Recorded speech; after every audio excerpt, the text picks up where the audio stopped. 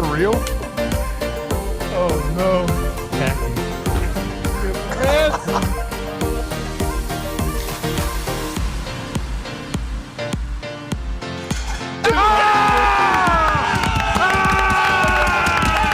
Let's go.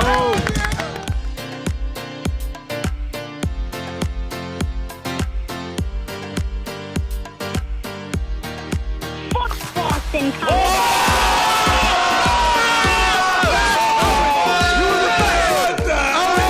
State of OH. Today.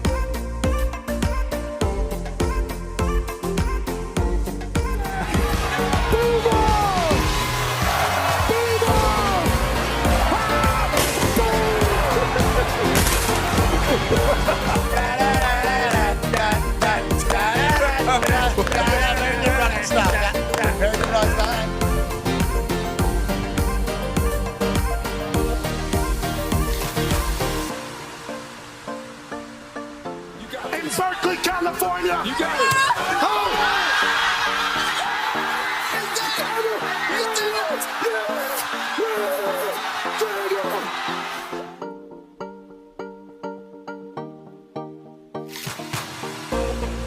This one's for three. AJ Hawk, $5,000.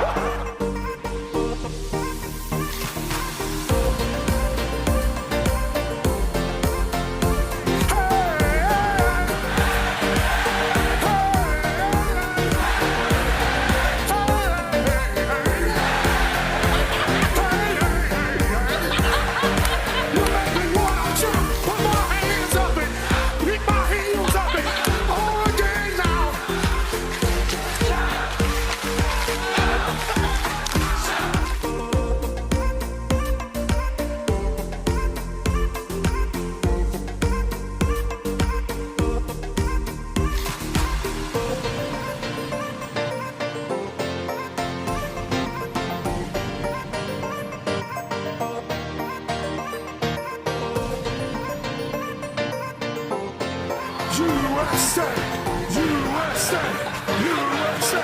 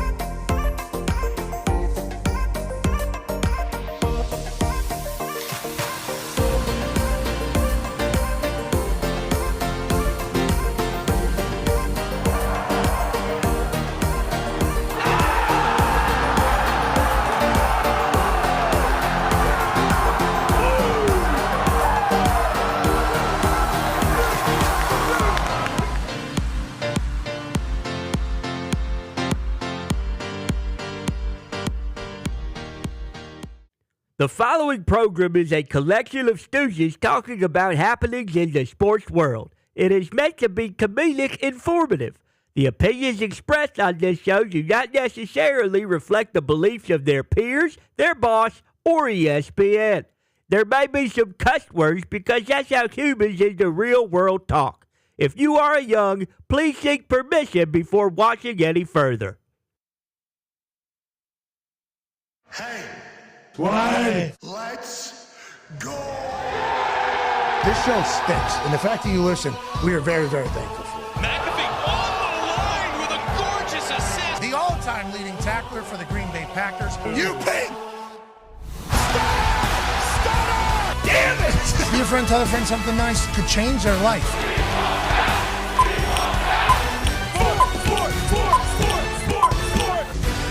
Hello, beautiful people, and welcome to our humble abode, the DraftKings Thunderdome. on this big NBA Tuesday, June 23rd, 2026. This sports program begins now. Sports are the greatest of all time, and obviously tonight is the NBA draft as the next generation of superstars, or at least hopeful superstars, get selected to their teams. Congratulations to Washington getting a chance to change it all. Woo! Then Utah Jazz, obviously we are very familiar with everything they have going on in Utah. They've gone through some hard times as they've gotten to a spot where they think they're not going to have to suck going forward in number 2 overall pick, maybe out of Kansas. I mean, who obviously has some question marks because, he did just kind of pull himself out of some games when he was at Kansas. Now, was he just preparing his body to become a pro? Was he not ready? Was there something else going on? Who knows? A lot of questions obviously being asked. And as a outsider looking in, I think it's kind of abnormal. But this is modern sports world, and allegedly he has the talent that you can't pass up. But who knows what the Jazz do after number 1, Dibanza, I guess, out of BYU, which obviously Utah Jazz number 2 overall. Mm-hmm. So, if he was to end up in Utah, that would be like a dream, I think, for all parties over there, but probably not going to get past number 1 overall pick. We'll certainly have to chat about what's going on tonight as the next draft happens, but we'll have Richard Jefferson joining us in about 10 to 15 minutes or so. He'll be on the coverage this evening, and he's fresh out of the 10-year anniversary celebration of the Cavaliers team that won the title. They were on like a 4, 5, 6, 7, 8 day trip. Yep, looked good. Looked like a great time. Oh, yeah. Everybody was there. It was a nice trip back in time for those of us that watched it in real time. Kevin Love was doing his thing over there in Cleveland. Obviously, Iman Shumpert was on the team. JR was on the team. Richard Jefferson is over there. Don't worry about Dellavedova. Yeah. Mm-hmm. This guy came from Australia. He's on the damn team. It was a whole reliving of the good old days as it looked like the Cavaliers were having a time of their lives. And you have to wonder, LeBron James thinking about retirement, a lot of golfing, doing anniversary trips, having a time of his life, looking like he's having a lot of fun. Gray beard. Nothing wrong with that. No. Obviously, he's in negotiations allegedly with the Lakers right now to come back and play for another year. But we'll ask Richard Jefferson about all this, what he learned during the trip, and what his thoughts are about LeBron James maybe playing with another draft class. Okay, that's how we could kind of tie tonight in with everything else that's happening in Richard Jefferson's life. And then obviously we'll have to talk about Giannis Antetokounmpo is now a member of the Miami Heat. Wow. Holy hell. Pat Riley did it. The Miami Heat make another massive move to bring another title back down to South Florida. Now, whenever you think about the Giannis story and getting traded out of Milwaukee, he had been there for a decade plus. He'd won an NBA title there. But over the last year or so, since about May 2025, I would say, the world had been wondering if Giannis and the Bucks were going to be a forever type thing. Is Giannis maybe running out of patience with the Bucks building a championship contender? Is Giannis maybe thinking about greener pastures somewhere else as his career continues to wind on? Well, Shams Charania was certainly fueling the flames. He said, yeah, he's starting to wonder if this place can win another title. Mm-hmm. Then Giannis, one after Shams, said, don't we all kind of miss Woj? Don't we all? This Shams Charania guy, don't we all kind of miss the Woj bombs with what this guy's talking about? Then Shams had to come out yet again and say, I stand by my reporting. Mm-hmm. From my understanding, I'm hearing that this is potentially going to be coming to an end. There's a lot of questions. There's a lot of, patience that's maybe wearing a little bit thin on Giannis' side. And then there was obviously a lot of public dispute and public chatter about whether or not this was real or not real. And does Shams Charania potentially have Greek freak fever? Ooh.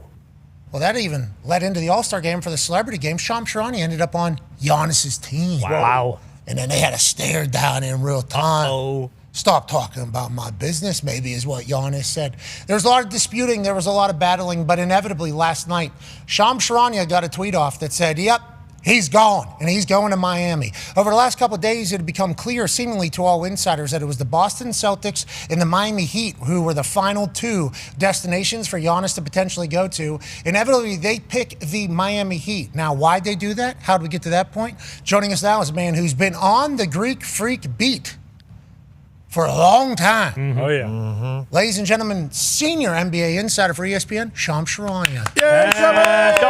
Hey, Shams! Congratulations, Shams! Baby Shams! Hey, Shams! They're trying to get you. They're trying to kill you. At Pat Riley one time with Jimmy Butler. They're coming out trying to kill you. Just guy that used to work on your Stadium Network online, okay, is grinding his way through this entire thing, gets into a bigger chair, gets a bigger platform, gets a bigger opportunity. Everybody's telling him no, no, no. Now the Giannis Antetokounmpo trade, which has been the most recent kind of Shams doesn't know shit type conversation that's been taking place, finally happens. Can you tell me how we got here and how it became Miami and Boston, and inevitably, why'd Miami win out in the end? This is, like you said, Pat, this hasn't started 3 years ago, 5 years ago, 4 years ago, 2 years ago. This started in May 2025. This is when the Bucks lost their third consecutive first round matchup. This is a team that won the NBA Finals in 2021. They lost in the semifinals in Game 7 in 2022. Then 3 straight first round defeats. Damian Lillard tears his Achilles.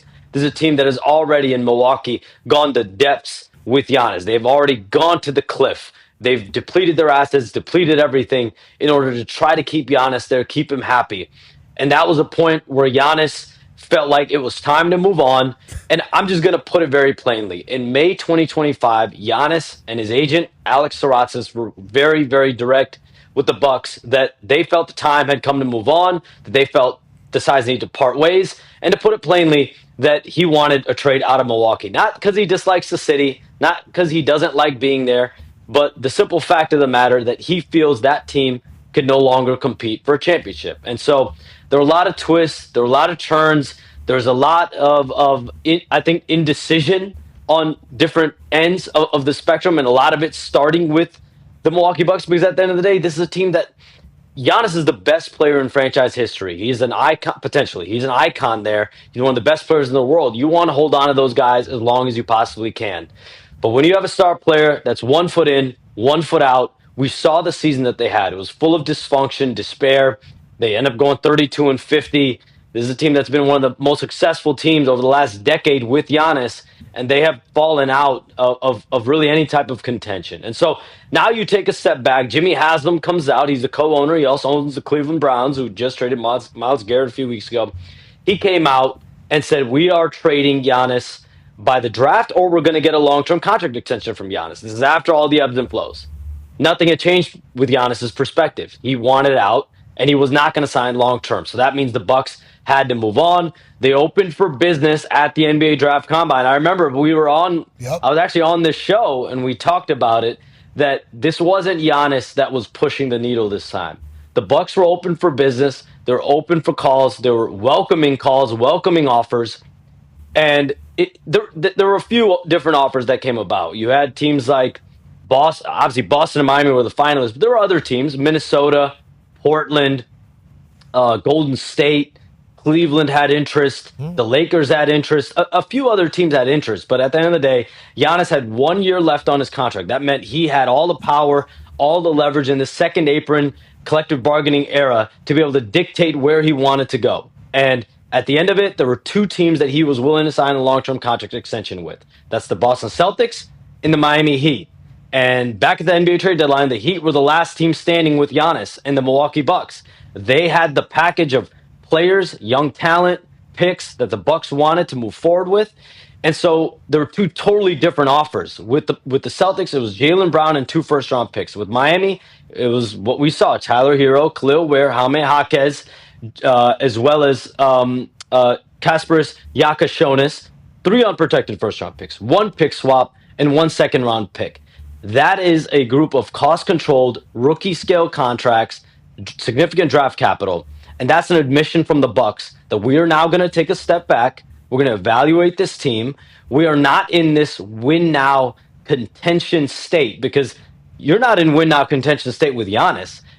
Jaylen Brown is one of the best players in the world, but the Celtics were willing to offer multiple first-round picks with him to go get Giannis. So they had made the calculation that we would rather have Giannis than Jaylen Brown. The Bucks felt the same way. So if you're going to try to compete and contend, you want to do it with Giannis. Otherwise, you take a step back, collect the different cost control players, and move forward and move on. And then obviously Miami now. Pat Riley, he gets his big fish, his white whale, to pair with Bam Adebayo, and this is a history. Pat Riley has a history of doing deals where he goes out and gets the best players in the world. LeBron James went there. Chris Bosh went there. Alonzo Mourning went there. Shaq went there. Jimmy, now Giannis.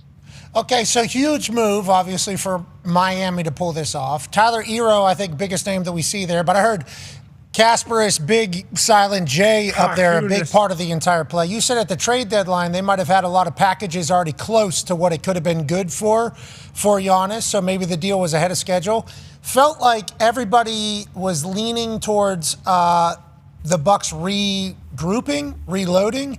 But with the new rules, like they can't be two-ass, right? Yeah. Because if they're two-ass, then they fall into that lowest percentage chance of getting better. So how do they kind of balance that? And on that note, go ahead. Yeah, no, my bad. Sorry. I mean, on that note, like that's why you go out and get this type of a package where you can still remain competitive. Now they wanted Tyler Hero and Jaquez, Ware and Jonas, and then you get draft capital. This team can keep you competitive. I don't know how competitive. That remains to be seen. But they didn't do this deal to try to spin players off. Now, this deal is going to be open-ended until July 6th. So technically, if a team blows them away for a Tyler Hero or a Jaquez or a Ware, you have to look at it. They're not in a place as an organization where if a team offers you an insane package that you turn a blind eye to. They're wide open in a lot of ways. But this package at least allows you to stay competitive, have cost-controlled players. Jaylen Brown is on a supermax contract for the next 3 seasons, fully guaranteed. He was due a contract extension this offseason. If you're not trying to pay the supermax and being the luxury tax and try to give yourself that win now competitive motivation, that Miami deal is the deal for you because it at least allows you to have flexibility moving forward. Yeah, I completely understand the business decision there, and Haslam wanting to allegedly not want to have to pay again if Jaylen Brown opts out and then have to deal with this again after having to deal with it with Miles, he says, and then obviously Deshaun Watson stuff. So Haslam's been a part of a lot of big-time contracts with a lot of big-time names. Okay, so let's move off the Bucks, and Hero might be gone, and they might be shopped from there as well. We'll keep an eye out until July or whatever you said. Let's go to Miami. Can they win right now? I guess that's a big-time question. Tone has a question for you. Yeah, Shams, a lot of people were saying, yes, they got their guy in Giannis, but when you look at the starting five, and people are saying that is not a championship lineup. Do you think the Heat are done? Do you think Pat Riley is done, or do you think this is just the start of more moves that are going to come this offseason for the Miami Heat? Yeah, shout out to our ESPN social group. They do an unbelievable job, but we can probably take Norman Powell off of this starting five. The Heat are expecting him not to be there, this offseason. There's going to be interest in him, other suitors in him as well. Just financially, it's going to be very difficult for them to keep him. They're going to have exceptions to use. They could participate in a sign and trade with Norm Powell this offseason, but the Heat are operating as if he's going to either end up in a sign and trade or end up elsewhere. And so from there, you have a starting shooting guard slot to fill. You've got exceptions to do it. You've got other avenues. Andrew Wiggins will be an interesting case. He's got a player option, I think around $30 million. Does he opt into that? Does he opt out? Do you do a lesser deal but more years? That's on the table for them. But they know they have to fill this roster out. My understanding, talking to people in Miami, shooting, and more shooting. That is their prerogative. They're going to go find floor spacers for Giannis and Bam moving forward next season. It might not be a finished product on opening night for them, but you think about the great duos in the Eastern Conference, Jason Tatum and Jaylen Brown, or Jason Tatum or whoever ends up with him. You think about Jalen Brunson and Karl Anthony Towns. You have to put Giannis Antetokounmpo and Bam Adebayo up there as among the great duos in the East and potentially in the NBA. That's how good that team can be. But they've got work to do. They know it. That's why for both Miami and Milwaukee, it was important getting this deal done. You have all day today if you're Milwaukee to prepare for the draft. You have number 10 and number 13 tonight. And Miami, they've got a ton of moves now to make in free agency. We trust that Pat Riley will get it done. You also left off Tyrese Halliburton and Spicy P in the East. Sure. Okay, so let's go ahead and have a little. They're on the list. They're on the list. I'm sorry. They are on the list. Hope Tyrese is all good. Hope he's doing better. He's good. He actually got a basketball from being wedgied up in the top of backboard last night at a Fever game. No big deal. So I think what we would say is, look, Tyrese is A-okay. He's up on his tippy toes and his Halleys, but and do that. WNBA game, Fever game can continue because I was here. You're welcome. Let's keep it moving. He's a hero. And also, Sophie Cunningham, a bit of a menace. Yeah. A little bit of a menace. Got into it a little bit last night. A lot of finger pointing. Hi, excuse me. A lot of this, a lot of that. You. too, is what she's saying there. And then obviously the Fever are only going to get hot, and they're going to win the WNBA because that's what a Fever does. It gets hotter. But no, Tyrese Halliburton looks like he's A-okay, and the Fever also kicking some ass. Let's get back to the Giannis trade. Shooting. Maybe Miami will make a play for a guy up in Boston who I think a lot of Boston fans are wondering, well, we have to make a play now. Go ahead, Connor, last question here. Yeah, Shams, Pat alluded to it there. Jaylen Brown, what's the deal now? You even said right there, Jason Tatum and Jaylen Brown, or whoever is with Jason Tatum. Where do the Celtics go from here? Is Jaylen Brown going to be willing to play for the Celtics, or is this a situation where, hey, cat's out of the bag now, we got to move this guy? What is the situation? And Brian Windhorst also mentioned the bidding war for Jaylen Brown starts now. Is this something we should expect to happen in the coming week, even coming days? BC, this is something the whole league is going to be paying very close attention to, because for the second time in 4 years, the Celtics offered Jaylen Brown. In 2022, they offered him for Kevin Durant. Now, 4 years later, they offer him, after he's won Finals MVP, after he's one of the finalists for the league MVP, they offer him for Giannis. And I know there are going to be hard conversations ahead for both Jaylen Brown and the Boston Celtics. Like, there's going to be fallout from this. There already is. Like, since last night, my understanding is the Celtics are listening to interested teams and offers for Jaylen Brown. So they're not, I wouldn't say they're actively shopping him right now, but the Celtics are listening to offers. There are multiple interested teams that have started to at least reach out and engage and have a level of dialogue with the Celtics. And so that doesn't mean it's going to result in a trade definitively, BC, because Jaylen Brown's got 3 years left on his deal at the supermax dollar amount. He's extension eligible in July. Like, we'll see where this goes, but the fact that they're at least listening, that lets you know that there is a decision to make one way or the other this offseason for the Celtics. You're the man. We appreciate you. That's NBA senior insider from ESPN, Sham Charania. Yeah, Shambo. Joining us now, former NBA champ, also will be on the call in the coverage tonight for the NBA draft. Fresh off a 10-year anniversary celebration of him being an NBA champion with the Cleveland Cavaliers. Ladies and gentlemen, Richard Jefferson. Yeah. Yeah. How you doing? Hi, guys. It looked like you guys had a great time celebrating what you guys did 10 years ago. That looked like an absolute blast. We all kind of felt like we were there, but not really, and it was nice to go back in time a little bit. I hope you guys had a blast. What was it like living the good old days and getting after it with the lads from 2016? I'll tell you what it felt like. It felt like we were on a road trip again. That's what it felt like. And if you haven't been on a road trip with, 10, 12 of your brothers, going to dinners, talking about games, talking about life, catching up, that was the fun part. It was a lot of church retreats. Of course. We did a couple of Bible studies. Nice. Yeah. Just really, we donated food. There were just a lot of different things. Like, obviously it didn't make the edits, but there were a lot of things that we did for the people. Those were just some of the lighter moments, but those were the smaller moments that we had. Yeah, it was really nice. You guys went and dug some wells, I think, too, right? Took a trip down there to get water for some people. Yeah, we built some homes. Schools. Help pay for some schools, probably. I didn't see any of that, man. That's really cool. You guys did that. That's really. But they never showed the real stuff. But it was you guys showing us the stuff, though. It wasn't like it was like you deciding what we were seeing. So like you weren't showing that. Humble, super humble. We just tried. We tried to keep it low key. It was really a private event.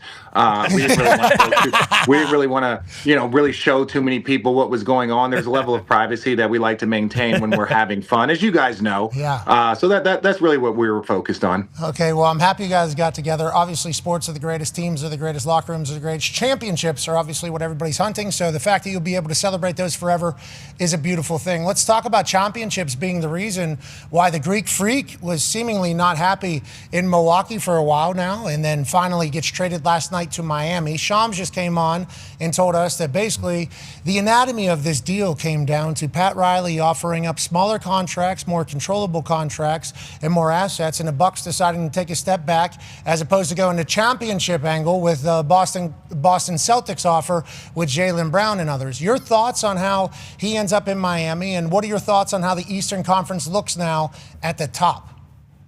Well, look, I think Miami is a top 4 team, just off the rip. And again, yes, you get Giannis, you have Powell, you have some outstanding players, but I also like Bobby Portis as a 6-man guy. So now you have scoring off your bench. You didn't really deplete yourself. You depleted of assets, not necessarily players. So I like what Miami's doing. I think they're one of the top teams, if healthy, in the Eastern Conference. And I still think, in my opinion, they need to improve their guard play a little bit, whether that's off the bench. If you look at the East, there's a lot of talented guards, a lot of talented defensive guards. So offensively, I think that's something that they need to improve. But ultimately, I think when you talk about Giannis leaving Milwaukee, that window had closed for them. You know, they gave up so many assets for Drew Holiday. They brought in players, and then all of a sudden, as those players age out and Giannis is in his prime, that gets to a space of where they're kind of stuck in the cap. They don't have as much assets, and so for them to rebuild with this young team and not rebuild all the way. Tyler Hero's an all-star. Jaime Jaquez is a talented young player, so is Khalil Ware, and they got a bunch of picks. If you look at it, I think they're probably a 3 to 5 year window from being back in that top 5, top 6. That's just being conservative. They could overachieve, but I think that's where Milwaukee is currently right now. And they would have to hit on some of the draft picks, obviously, which turns to tonight. Tonight, the conversation is the next generation of NBA stars. Let's go ahead and hit all the main topics, okay? Because all we see is the headlines, because we are doofuses out here in Indiana, and we don't have one of the top 5 picks like we were supposed to. Yeah, true. Pacers are supposed to have like number 1 pick or something like that. We didn't get it. Yeah. So I'm a little bit bummed out about that entire thing. There was certainly a situation, but there are obviously other storylines that are going to continue to heat up. Go ahead, Tone. Yeah, RJ, for those of us that didn't follow the college game super closely, we see Darren Peterson and we see the skill, and then we see the headlines about him leaving games early and sitting out and stuff like that and cramping. So in your opinion, and just like because I'm sure you have gotten more inside information, is that stuff overblown with him? Like, does his talent overweigh all of that stuff? Was that stuff real? Because we were talking about it earlier, like when Ant Edwards was at Georgia and he was coming out, there were similar stories, stuff like that. And he's one of the best players in the NBA. So what are your thoughts on Darren Peterson and all the noise around him? Well, it happened with Pablo Banchero. He was cramping at Duke. And there are things when you're a top 5 pick, especially early on in the college season, it becomes, I don't want to say you become conservative, but your one thing is to make sure that you don't get hurt, you don't like suffer from or make your draft stock suffer. I think with Peterson, he's so talented. There's no doubt. People were saying he was number 1 pick 5-10 games into the season, and you understand why.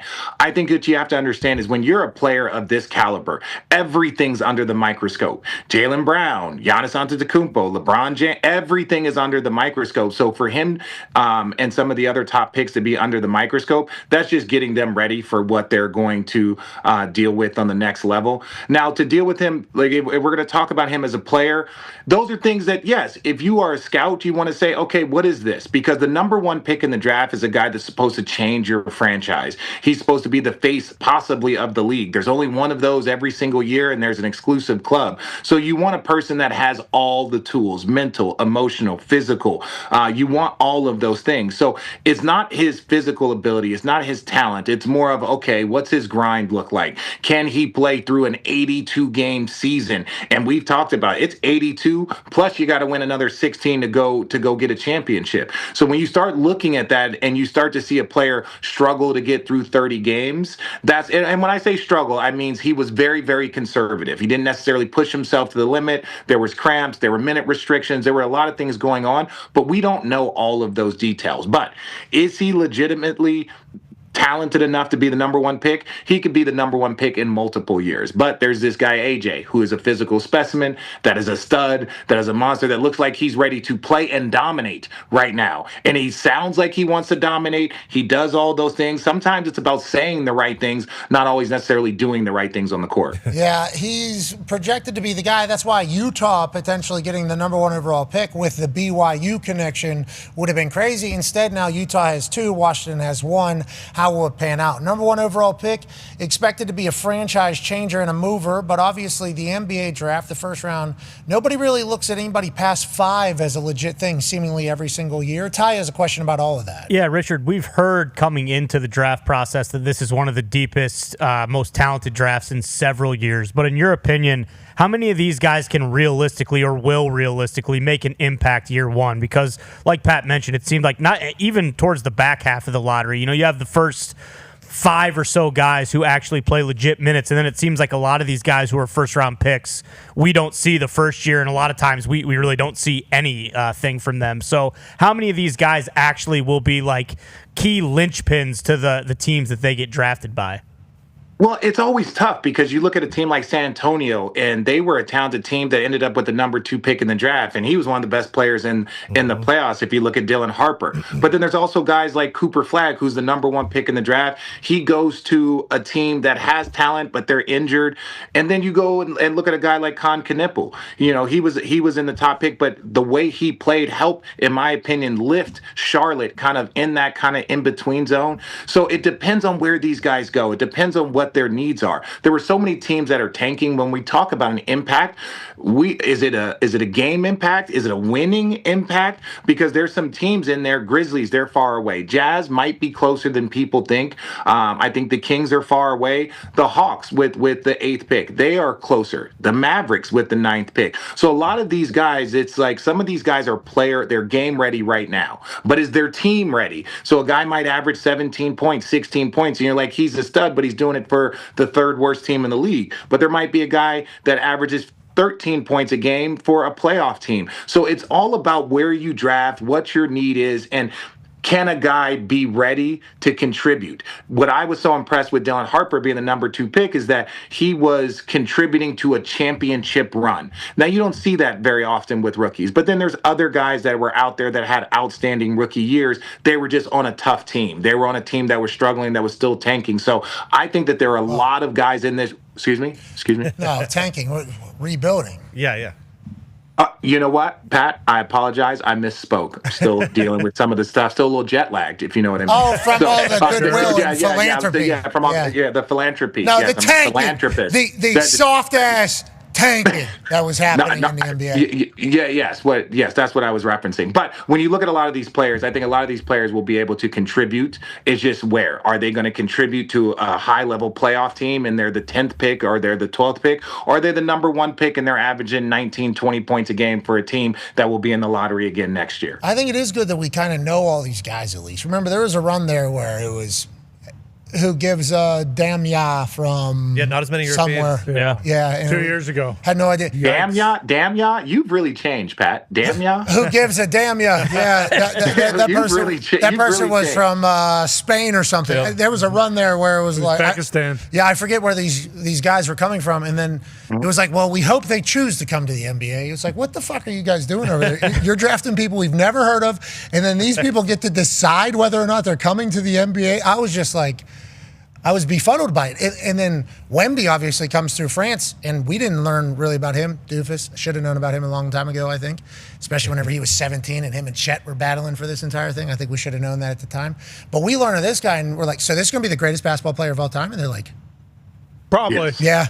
Yeah, he is going to be. He's got a chance. He's got a chance. So it feels like the NBA draft is like real hit or miss. Like I feel like it's like really exciting, or it's not at all, like year to year. And this year, it feels like everybody's talking about like, hey, good players this year. It feels like it's good players and known players. I think that's a big deal.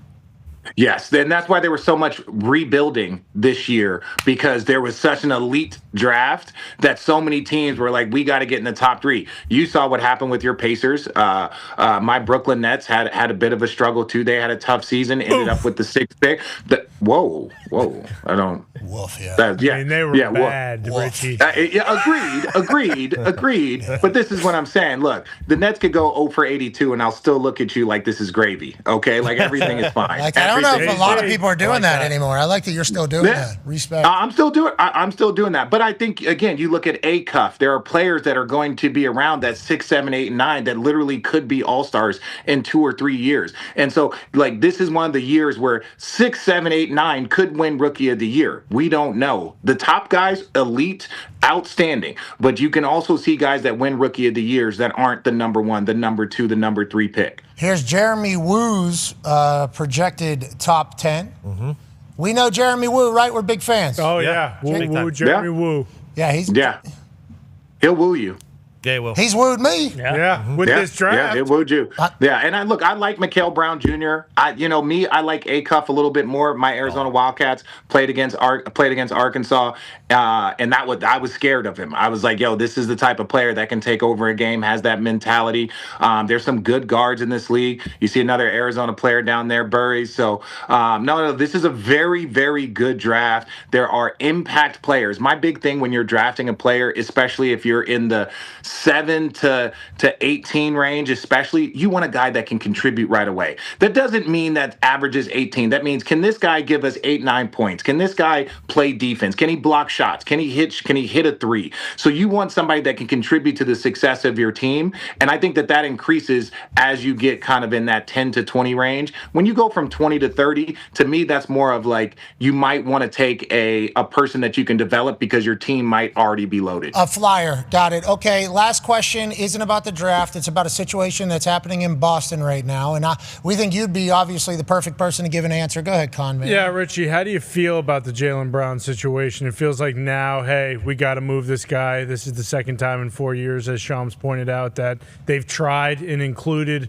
Jaylen Brown in trade talks. What do you think his reaction is to everything? Do you think he's done with kind of the entire thing and wants a fresh start somewhere else? Or do you think this is something that could maybe motivate him and help the Celtics this upcoming season? Well, I think if we always look at Jaylen Brown's career, he always looks at things as a motivation. He is a champion. He's a finals MVP. The dude this year, without Jason Tatum, showed that he is a top 10 player in the league, was high on the MVP candidate list. But when I look at him and what he's able to do on the court, two-way player, he's elite. You know, he's in the mode of Kawhi Leonard, of the young Paul George. He has all of that. But one thing that I would say to Jaylen Brown is that as your career goes on, these are conversations that we'll have. You got traded or potentially got traded for Giannis. This wasn't a package deal and a young all-star. This is one of the all-time greats. And it's kind of like Anthony Davis getting traded for Luka. Hey, it's Luka. You got to understand. And so if I was Jaylen Brown, I would help him understand that, like, hey, this is a part of the business. It's a little tough when it's with your first team, a team that you've accomplished so much, but your team's job is also to field calls. And if they can get Giannis, then that's most likely what they would try to do. Now, they wouldn't give away everything, right? They wouldn't give away anything, but they would listen to calls for Giannis. And whenever guys like Giannis or LeBron or Kevin Durant, Luka, whenever these guys hit the market, everybody is available. And just because you were to go, let's say he were to magically go to a team, let's say Portland, right? 3 years from now, Portland could be fielding calls. There is no loyalty in our business. There is none. There's a little bit of respect. There's no loyalty in professional sports, Pat. You know that. You've seen handshakes, and then the next day they walk out in the room and trade you. These are things that are very, very normal. Are there emotions involved? But understand the grass will not always be greener on the other side. Reality of the business. Doesn't always feel good, though, especially whenever you're the one that's being talked about as being potentially a moving piece in the entire chess game. I hope JB and Tatum continue up there in Boston, but the Boston Celtics fans say the way Jaylen Brown operates, with the way you talked about is everything is motivation. Is he going to be cool just coming back to the Celtics after this publicly happens? I appreciate Richard Jefferson saying there is a reality that this is Giannis, too. Hopefully that'll happen. Hopefully cooler heads will prevail. Hopefully the Indiana Pacers win the title next year. I don't know about that. Hey, you're the man. We'll watch you tonight, 8 o'clock on ABC and ESPN, the NBA draft. That's Richard Jefferson. Yeah, Richard. Talking about trading. I mean, let's go from one sport to another. Ladies and gentlemen, a great American man was traded from a Canadian franchise to a Southern Florida franchise. Woo! One in which his brother was already a member of and a champion of. And then on basically the same day, these two lads, their father would be announced that he'd be going into the Hockey Hall of Fame. Ladies and gentlemen, proud American badass hockey brothers from the Florida Panthers and sons of Big Walt, Hockey Hall of Famer. Ladies and gentlemen, Matthew and Brady Tkachuk. What's up, guys? How we doing, lads? Congratulations, Matthew, on getting your brother to your team. I think that would be the first thing that might be in order here. Let's start there. Matthew, whenever you hear the potential rumblings of your brother getting traded to your franchise, what is the immediate response? What is the reaction? And how do you kind of emotionally roll through this entire process, if you will? Yeah, well, I had no idea. And I shouldn't say that. I knew there was maybe a slight chance that this could become a reality. But I was never giving my hopes up because you just never know. And he could have gone anywhere. He could have stayed. We had no idea. But the second that, I think Brady should tell the story about how we found out. But we were all together. And it was one of the greatest moments of my entire life. I had my daughter Millie in my hands. I'm like lifting her up like up to the Stanley Cup. I'm like, yes, it happened. But Brady, you got to tell the story about how you actually found out. Please do. Yeah, it was an eventful day. We had Millie's baptism in the morning. We had Father's Day brunch, and I was just told things are happening fast, so just be on your phone. And we were actually having a gold medal party that night for all of our family and friends in St. Louis. So we were doing family pictures before. I was off my phone for 5 minutes. And our grandpa's standing out there. We're in the middle of our family pictures like, this is interesting. We have, Emily Kaplan and Pierre LeBrun just said, Brady, you just got traded to Florida. So there's that. And I was like, what? And so I went right inside. I was holding my son. And so I had like 10 missed calls and realized that it happened. And we always we'll have that together, that we found out on the same room. Yeah, having a professional photographer there for family photos in the exact moment that you find out that the family is going to be regathering in South Florida as teammates. Brady, you knew you were going to get traded? Is that kind of just a part of the business? We were just chatting about this with Richard Jefferson and what happened with Jaylen Brown out of Boston potentially getting traded for Giannis and the trade not happening and how he reacts. Obviously, with Team USA winning the gold medal, we had such a boost here in the United States of America. I think Matthew probably felt it with his organization, and obviously when you guys came back. But a lot of our stars were up on Canadian franchise. Yeah. Mm-hmm. And we had been reading things about maybe the local Canadians not being necessarily as excited to welcome back the American heroes, and we as doofuses in America didn't necessarily love that. So I literally just said, we need all the guys back in America. Mm-hmm. We need all the guys back in America. That's what we need. Now, that was in the moment. That was rude. Obviously, we like Canada. We appreciate Canada and Ottawa. But how do you kind of get to the point of knowing you're going to get traded? And in hockey, is there a lot of conversations with the player? It sounds like no, other than just stay by your phone. How do you kind of end up in Florida? This seems like hockey gods kind of blessing kind of taking place. Well, first, I'm just really thankful for the city of Ottawa, the Ottawa Senators organization, and I was there for 8 years. It was an amazing 8 years. It made me into who I am, but I think it was just a lot kind of went into it. It wasn't an easy decision at all. It was tough, but felt like it was just ready for the next chapter and just have those conversations with the Senators management and it's just kind of, waiting around a little bit, let them, I guess, figure it out a little bit. And just, I got a call, just, things were happening really fast. It was pretty just stagnant and stale and just kind of just going about everyday life. And then over the weekend, I just got a call from, our agent saying that things are happening pretty fast. So just, be on your phone, just could happen, any second, but it could happen in a couple of days. So, I think that was more, draining mentally and emotionally, and now that it's done, it's very thankful for everybody involved, both parties, and like I said, I wouldn't be the man I am if it wasn't for all the people in Ottawa that welcomed me from day one. So now we're on to the next chapter. I'm really excited about it. Yeah, great barn up there in Ottawa, and I appreciate you shouting them out. Obviously, a massive piece of your story. Let's talk about you two's story. Obviously, we saw you on Team USA. Brady, I think we saw a lot of behind the scenes mic'd up of you actually saying, we're going to win this game, like taking on a leadership role. I think you have a seat. Matthew, obviously, you're a massive leader down there in Florida. Team USA, you're together. How many other teams have you guys played together? And is there just a fist fight that happens between you both to see who's the alpha? How do the Tkachuks kind of handle that situation, Matt? No, there's no fist fighting because I'm fighting an uphill battle on that one. But other than Team USA at the Four Nations Olympics, I think the first time we ever played with each other was at the All-Star game down here in Florida. So we've only been playing together for 3 times, never on the same regular season team.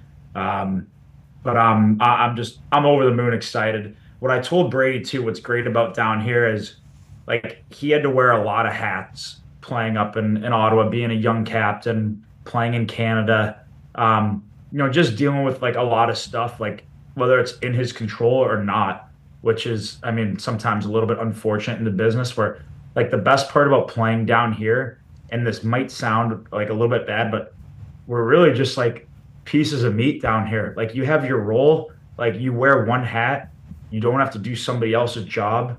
And it's just a total group effort. We're a deep team. I mean, it's the greatest place to live. Look at Giannis coming down here. It's not even the same sport, and it's very similar. And just life's good, and the team's fun, and there's nobody fighting to be the alpha. I mean, there's so many. Well, just know if I sign down there, day one, punching Brady right in the face. Okay. Well, what are you gonna have to make down here? Like 70 million? Okay.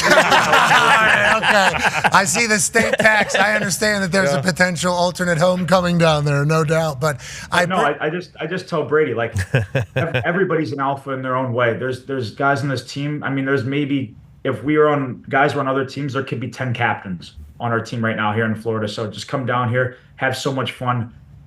Do your job and your job only, and you're just going to see your game just elevate to a whole nother level. So I can't wait to see him this year. I think the best is yet to come with him. We can't wait to watch you both on the ice. Tone has a question for you. Yeah, you boys were just talking about being at a baptism. That was for children. Matthew, have you baptized Brady yet? Do you just take him to the elbow room and pour a beer over his head? How does that work? I knew that was coming. We're in the mix of that summer grind right now. Brady's only here for a few days, so am I.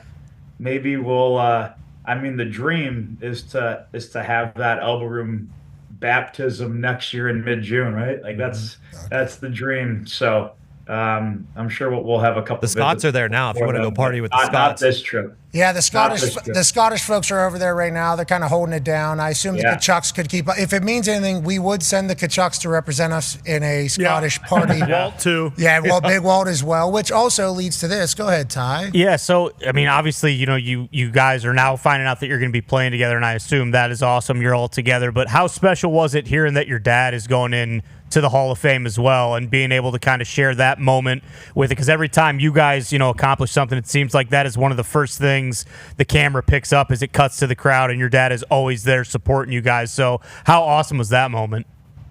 That was incredible. We've been talking. You just one-upped us all weekend. So, I mean, just the way we found out, he was ready. He found out, I think it was in St. Louis. The announcement was at 2. And he found out at 12:30, just like nobody noticed. He went outside for a phone call and then came back.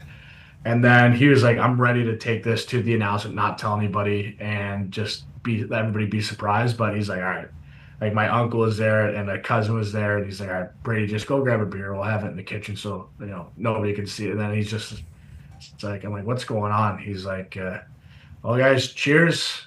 I just got in the hall. And everybody went nuts and lost it. And it was unbelievable. Like my mom's sitting in the other room with the grandkids, like, what's going on? And then it was just awesome. Just such a special moment that I know I'll never forget. It's so well deserved, and I'm just so happy for him. Yeah, Matt, we were looking up his stats earlier today. You guys got a lot of work to do, bro. Yeah, we do. Yeah, you guys got a lot of work to do.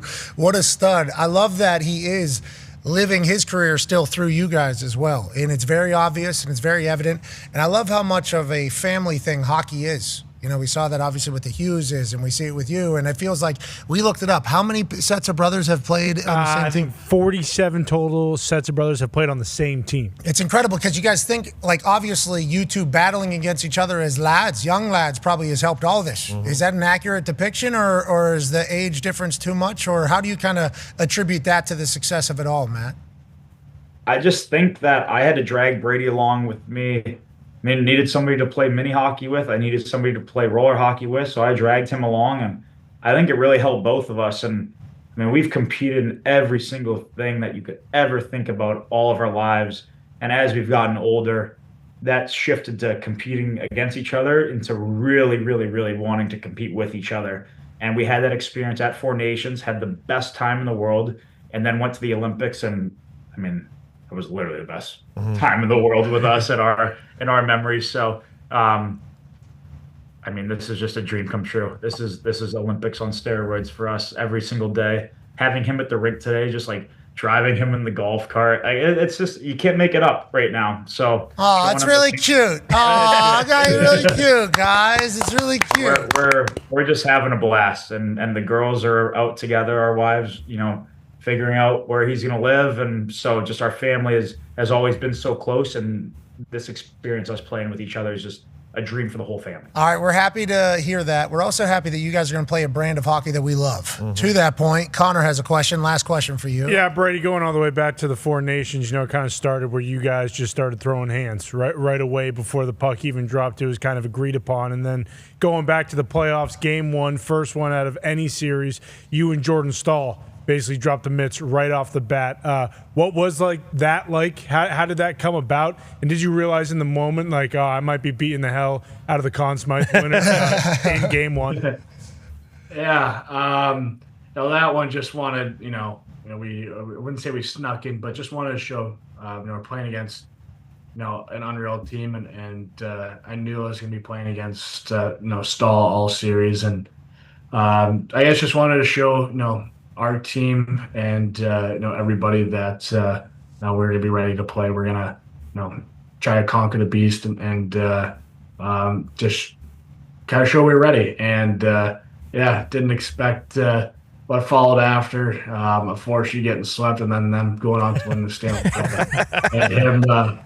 and then him winning the Conn Smythe. So that one stung a little bit after, but he's a great player and clearly a great captain too. Yeah, we all got a chance to remember and experience the end of Jordan Stahl's magical playoff run, but it was nice to relive the very beginning of that entire thing where you two just seemingly both agree to fighting each other there too. How does that go about? You guys just look at each other? Because from our angle, it looked like you said, yeah, and he said, yeah. Nope. And then literally we just get after it. Is that as much as it takes in the hockey world? As somebody, I think you beat the hell out of PK as a rookie as well, Subban. Oh, yeah. He still tells the story. Whenever it comes to the fighting thing, is there normally some sort of agreement that takes place between each other? Is it is it just known, or is that shit coming out of nowhere for one of you normally?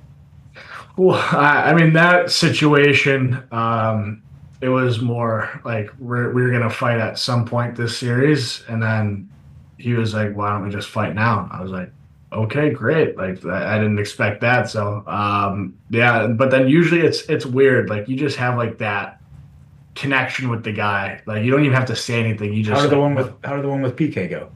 Just he knocked you down and just I was like, that wasn't more of a question. I was like, we're going, and just immediately grabbed Dahn and forced hand. So, but yeah, no, it's just weird. You just sometimes just don't even have to say anything. You just both know what's happening.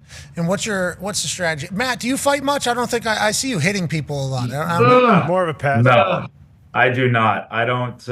I'm definitely not as good as him. Yeah, but that's what all the guys were saying today. They're like, I can't believe how big he is, and in person, he's just a monster. So no wonder why he does good at the fighting. But no, Brady, he is way better at that. He's way better at a lot of things than me, and that is definitely one. Yeah, okay. Well, that's going to happen, I think, in the household. These guys, especially Big Walt's kids. What?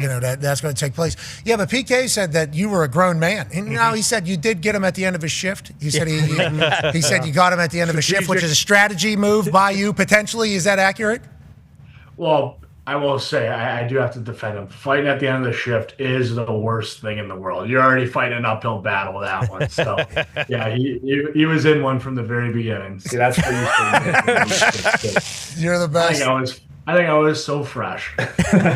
You guys are the best. All right, enjoy yourselves. Congratulations on teaming up, and we can't wait to see what Hockey Beach down there has in store for the rest of us as we go forward here. Congrats, boys. Enjoy it all. Thanks, guys. Thank you, guys. Appreciate it. Tell the old man we said congrats on the Hall of Fame. That's awesome, ladies and gentlemen. That's the Florida Panthers. Tkachuk. Yeah, Tkachuk. Brady, Brady kind of looks like he's like Shrek there sitting next to. Fucking huge. This big son of a bitch. I mean, his fucking head. Yeah, he's a big son of a bitch. His wrist had like an oversized thing to it. Yeah, that's what PK said. He said when he got his hands on me, it was, holy shit, this is the strongest 18-year-old probably walking the planet right now. Yeah, and now he and Marchand are on the same team. Yeah, Yep. Bradley. And Matthew. And Sam Matthew, Bennett. and Barkey and Rhino. They got a lot of pests over They there. do. Yeah, and then they got the guy. Yeah. They got the. Oh, is that right? You're gonna do what to Marshy? Okay. All right, bring him in, beat the shit out of him. Let's go. Yeah. Where's Brady? He's talented too. It's not Oh, just yeah, like he's he's a a player. big. No. He's not a big dumb goon of the past. No, he's not. No, he's able to handle his business. We were going to show an interview with Tyler Adams that we were able to record earlier, but I don't know if we're able. Actually, let's do it. Ask them to push it to 105. Ask them to push it to 105. Ladies and gentlemen, we had an incredible opportunity to catch up with a man who's been a part of 2 World Cups now with Team USA, Tyler Adams from earlier today. Look at you. You look like a guy that's already clinched to go to the elimination round in the World Cup. Here we go. Woo! Congratulations, sir. Obviously, you're 27. You were 23 in 2022 while you were captain of the U.S. national team. Now back with this squad, doing things that the U.S. men's national team has never seen before. Can you just tell me the vibes of this year's World Cup versus maybe years past with the U.S. national team? Yeah, we've grown a lot since the last World Cup. I would say in the last World Cup, we were a little bit, obviously, inexperienced. I hate to say that word, but that's probably the truth more than anything. Whereas now, we're just more mature. A lot of us have changed in our personal lives, becoming fathers, growing up, everything that comes with life. And now as we enter this World Cup, I feel the group is more together than ever. We have a belief that I don't know that we had before, and we're just continually growing. Okay, so you talk about inexperience. Does that show like when you're a little bit under siege maybe by Australia? Okay, like in the second half. It felt like we were a little under siege there, but there was no panic, it didn't feel. Now, first half, obviously, we all enjoyed a lot more. Did we not? We all enjoyed that. Oh, God, it was awesome. Yeah, and then Paraguay, I guess 4 quarters now. We enjoyed the 4 quarters against Paraguay. We loved everything about that. But that second half did feel a little bit different than the start of the World Cup. For you guys, is it a necessity to kind of go through stuff like that? Like, what do you kind of think about how you guys have played here 2 games down and already clinching? Yeah, you have to be battle tested. I think in the second half against Australia, you could see we invited them more to put a little bit more pressure on. But of course, when you're up, 2-0, a team is going to come out and attack a little bit more. But again, I think we handled the pressure well. It's something that you're going to have to go through at different points in the games, especially with the heat playing a factor as well as you start to fatigue. But I felt like we were comfortable still in that second half. Okay, tell me about the heat and the fatigue in the 4 quarters that are happening, because obviously this is drawing a lot of conversation. I think natural sports fans like us watching, going to a commercial, taking a break, no big deal for us. All good. Yeah, for us, this is completely normal shit that's happening here. Take a piss. And of course they want to sell some shit to us. Yeah. Like, we very much understand that. Feels like the soccer community, the super soccer people aren't necessarily in love with it. I assume old school soccer players, like, we used to go 110 degrees, okay, 10 minutes of stoppage time, straight through every single time with no air conditioning in the locker room. Like, I assume there's a lot of that shit as well. But can you tell me about the hydration break, and maybe does it change the way you guys are playing? Does it change anything other than the fact that, they're putting more commercials into games? Yeah, I told every European that I'm friends with that the U.S. won't sneak away from sneaking an ad in any opportunity that they get. So that's something to get used to for sure. Yes. But I think for us, I mean, I haven't celebrated 1 goal. I'm always going to the sideline to get water any opportunity I can, because playing in this heat again and adjusting to it is obviously a little bit different than playing in Europe. So something to get used to, but yeah, it's normal. Okay, I like it. I appreciate it. And also, you guys, we've been talking about this a little bit. Grella brought it up. I don't know if you guys saw the war Grella started with Australia or not, but you did, yeah, had to say. There was clown heads. Ex-teammate of mine. Yeah, of course. Way to go, Grella. Way to put the heat on even more. Obviously, World Cup match, there's going to be pressure or whatever the case is. But whenever you guys are more athletic, clearly, like I went to the Paraguay game. Paraguay. I went to the. This is fucking culture, okay, bro? What you're watching here is cultured lad, okay? I'm trying to figure this out. I went to the Paraguay game, and for the first time ever, it looked like every one of our guys could cook the other team. Like everybody was faster. It felt like we were more aggressive, had more moxie, felt like more confidence on the ball. Obviously, you play for Bournemouth, but is that because all the guys that we have now are playing in these massive leagues, are used to the bigger moments playing against these players? So like confidence also a huge piece of what we have right now, or is it skill level and athleticism that we also have that we haven't had in the past? No, listen, confidence is a huge thing. I think our group has been together long enough that the chemistry is flowing. Everyone feels in sync with one another throughout the entirety of a game. That being said, we also do have a really athletic team. Like when you go around the team and you pick player for player against any team in the world, really, we have an extremely athletic team. And I think you sprinkle that in now with the quality that we have, with guys playing at the clubs around the world that they do. Those two things go hand in hand with one another. I like that the American team is more athletic than everybody else. Mm-hmm. Yes, should be. Can you guys catch? You guys can't throw though, right? That's big. You guys can't do that. Depends who you're talking to. Can you? Basketball, good. Played basketball in high school. American football. My brother played American football. So yeah, just depends. You can throw one though, and catch. Yeah, a little bit here and there. See, I like that. Sounds like a no. Yeah, that is. Yeah. Listen, you see what I do with soccer? Okay, a lot of commitment. Okay, a lot of time. I mean, listen, there's a reason we picked soccer. Let's be real. But also, we're very thankful that you guys did, because obviously it's a fun style to watch. You talked about being together and knowing each other's every move. Go ahead, Tone. Yeah, Tyler, I wanted to talk about that, and specifically in the midfield. You and Weston McKinney, I believe, have been playing together for some sort of U.S. team for like 10-plus years now. Now that you're both 27, and this is obviously multiple World Cups for you guys, how huge is it for you guys to have that camaraderie in the middle between you two and then kind of the other guys that you've been playing with since you're teenagers now? Yeah, no, I've played with Weston for a long time. We moved to Florida together to go to residency program for the national team when we were 15, I believe.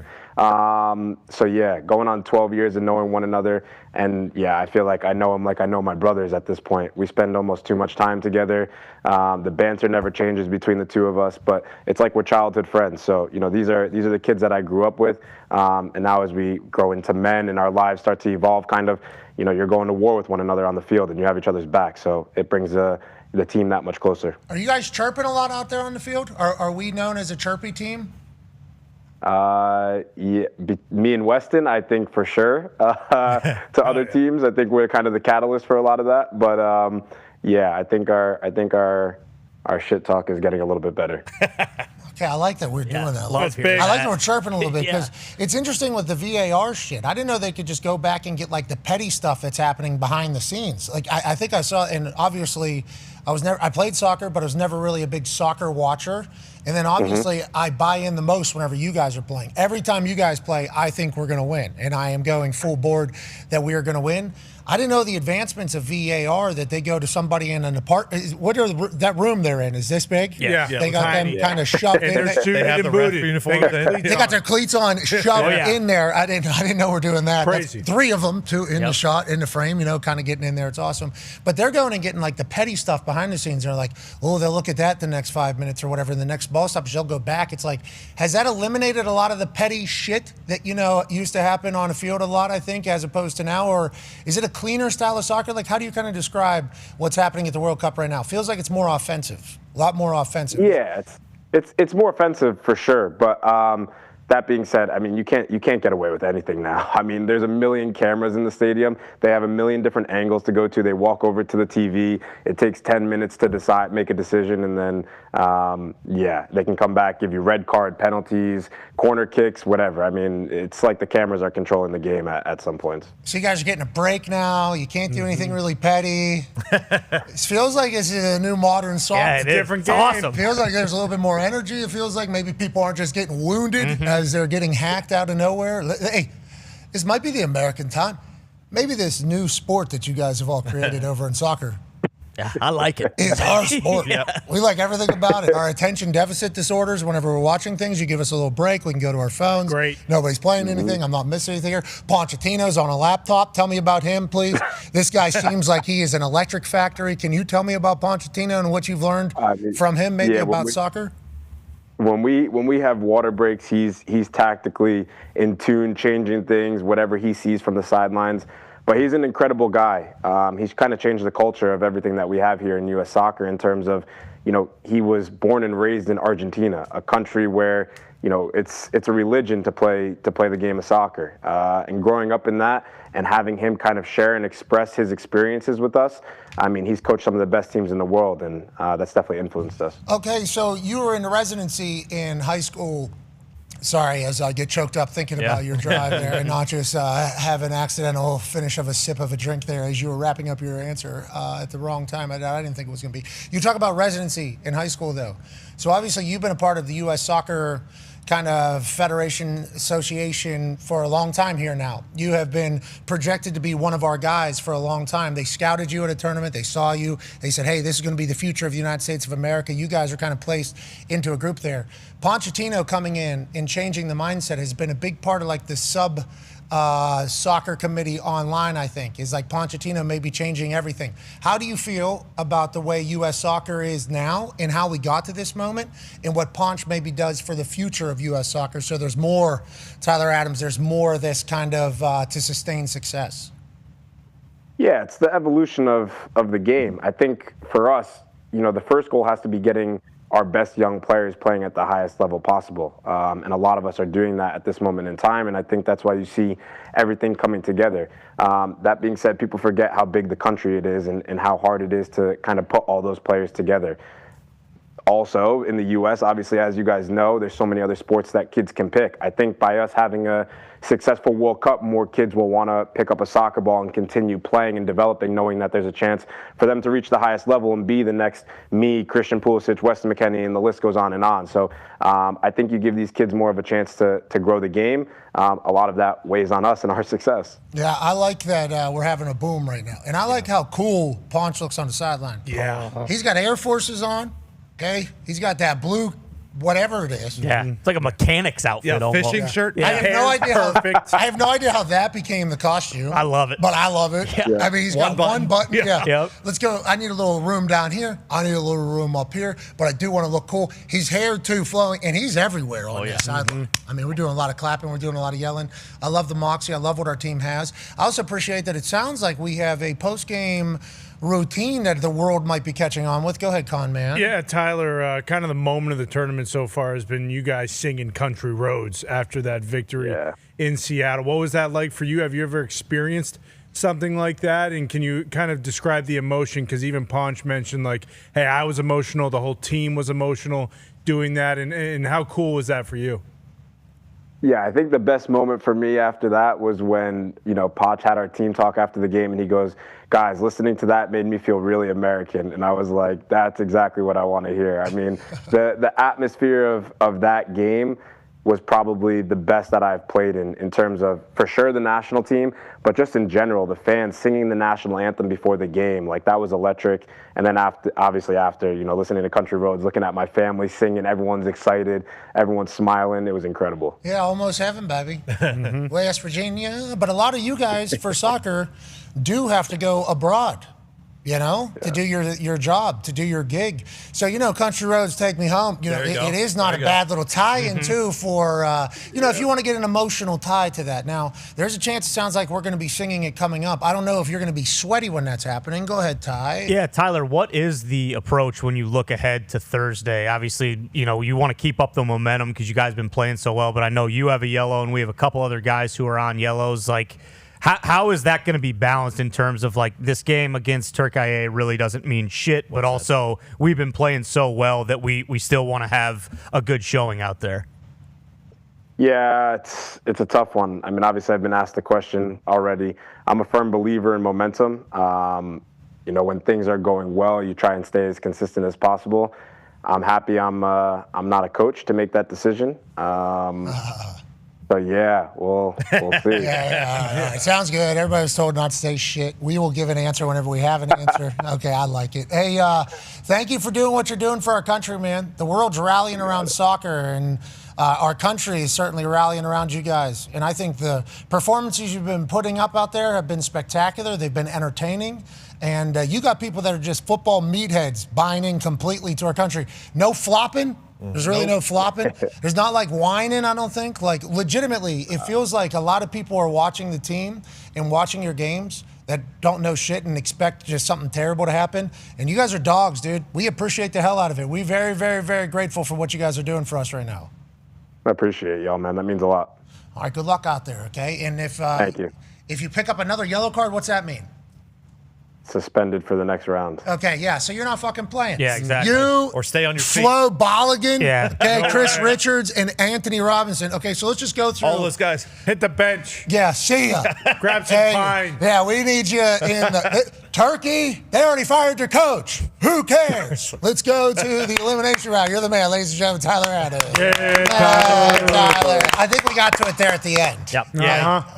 People that are obviously buying tickets to the game are going to want to see the big names that have already happened over the first couple games here. But it's like a lot of our big name guys are all sitting on a yellow. And if they get another yellow in a game that is meaningless, obviously we're already through. We've already punched our ticket. They have to miss our first elimination game. It's like, yeah, right. That can't happen. Ponch's ass would be. Oh, yeah, man. Could you imagine game management like that? No. He would never. He would never. Mo would never do that. We got a deep roster. We're going to see a lot of them. All right, we're back on the other side with some more of that conversation. I think you'll enjoy it. Goodbye.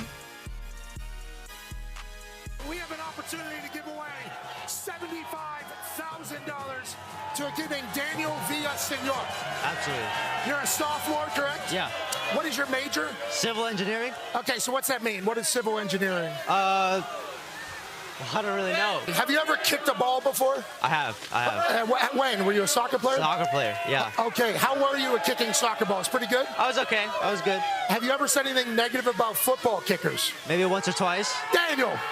Damn, Daniel! We don't need that! You make a field goal here from 33 yards uphill. You're the civil engineer. You'd have to tell me, I think it's about a 40-yard kick. If you're able to do that, we will give you $75,000. All right. He's got no laces. Yeah, what do we got going here? Can we get a shot of the shoes? What time? Hey, a shot of the shoes. Daniel showed up in his Vans with no laces. What time did you get here for this? About 11:40 last night. Need a lot of power. Good luck, Daniel. I'm not feeling it. Not feeling it.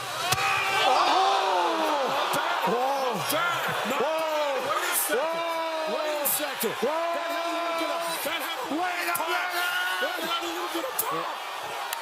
Just like everything this morning, that was a surprise. We did not expect that. Let's go. We got to do one more kick for $100,000. You got this, dude. Let's go. How about this, Daniel? How about this, Daniel? Not only is this one for $100,000, if you make it, we'll add another $100,000 to the $500,000 donation we're about to make from College Game Day to the hurricane relief. It could be $600,000 if you make this, with $100,000 going into your pocket. Daniel, this is bigger than you. Let's make a kick, bro. Way to overcome the shoes here. That was a heck of an effort. Come on, you got this. In Berkeley, California. You got it. Oh!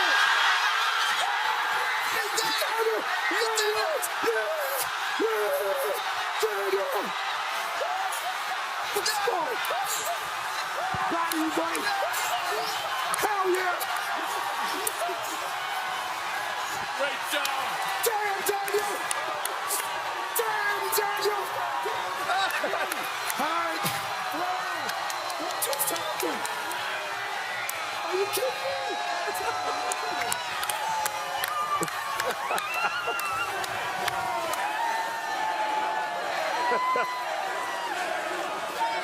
It's fun, man. 11:40 he was there. I know. $600,000 to hurricane relief. $100,000 to Daniel.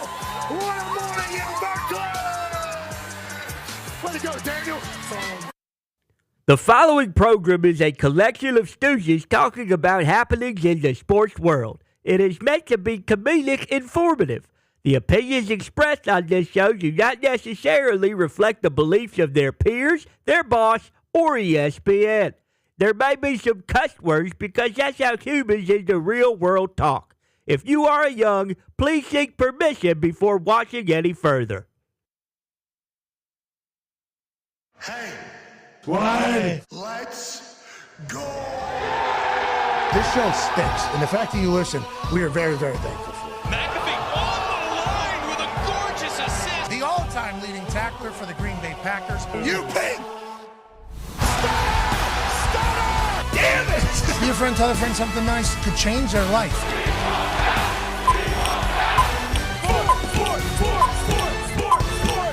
Hello, beautiful people, and welcome back to our humble abode, the Thunderdome, on this big NBA Tuesday, June 23rd, 2026. Hour 2 of the program begins now. Sports are the greatest of all time, and I'll tell you what, we got World Cup fever over here. Yeah. Everybody's excited about these soccer games that are taking place all over North America. Yeah. I'll tell you, it's hard not to buy in whenever all the stars are showing up.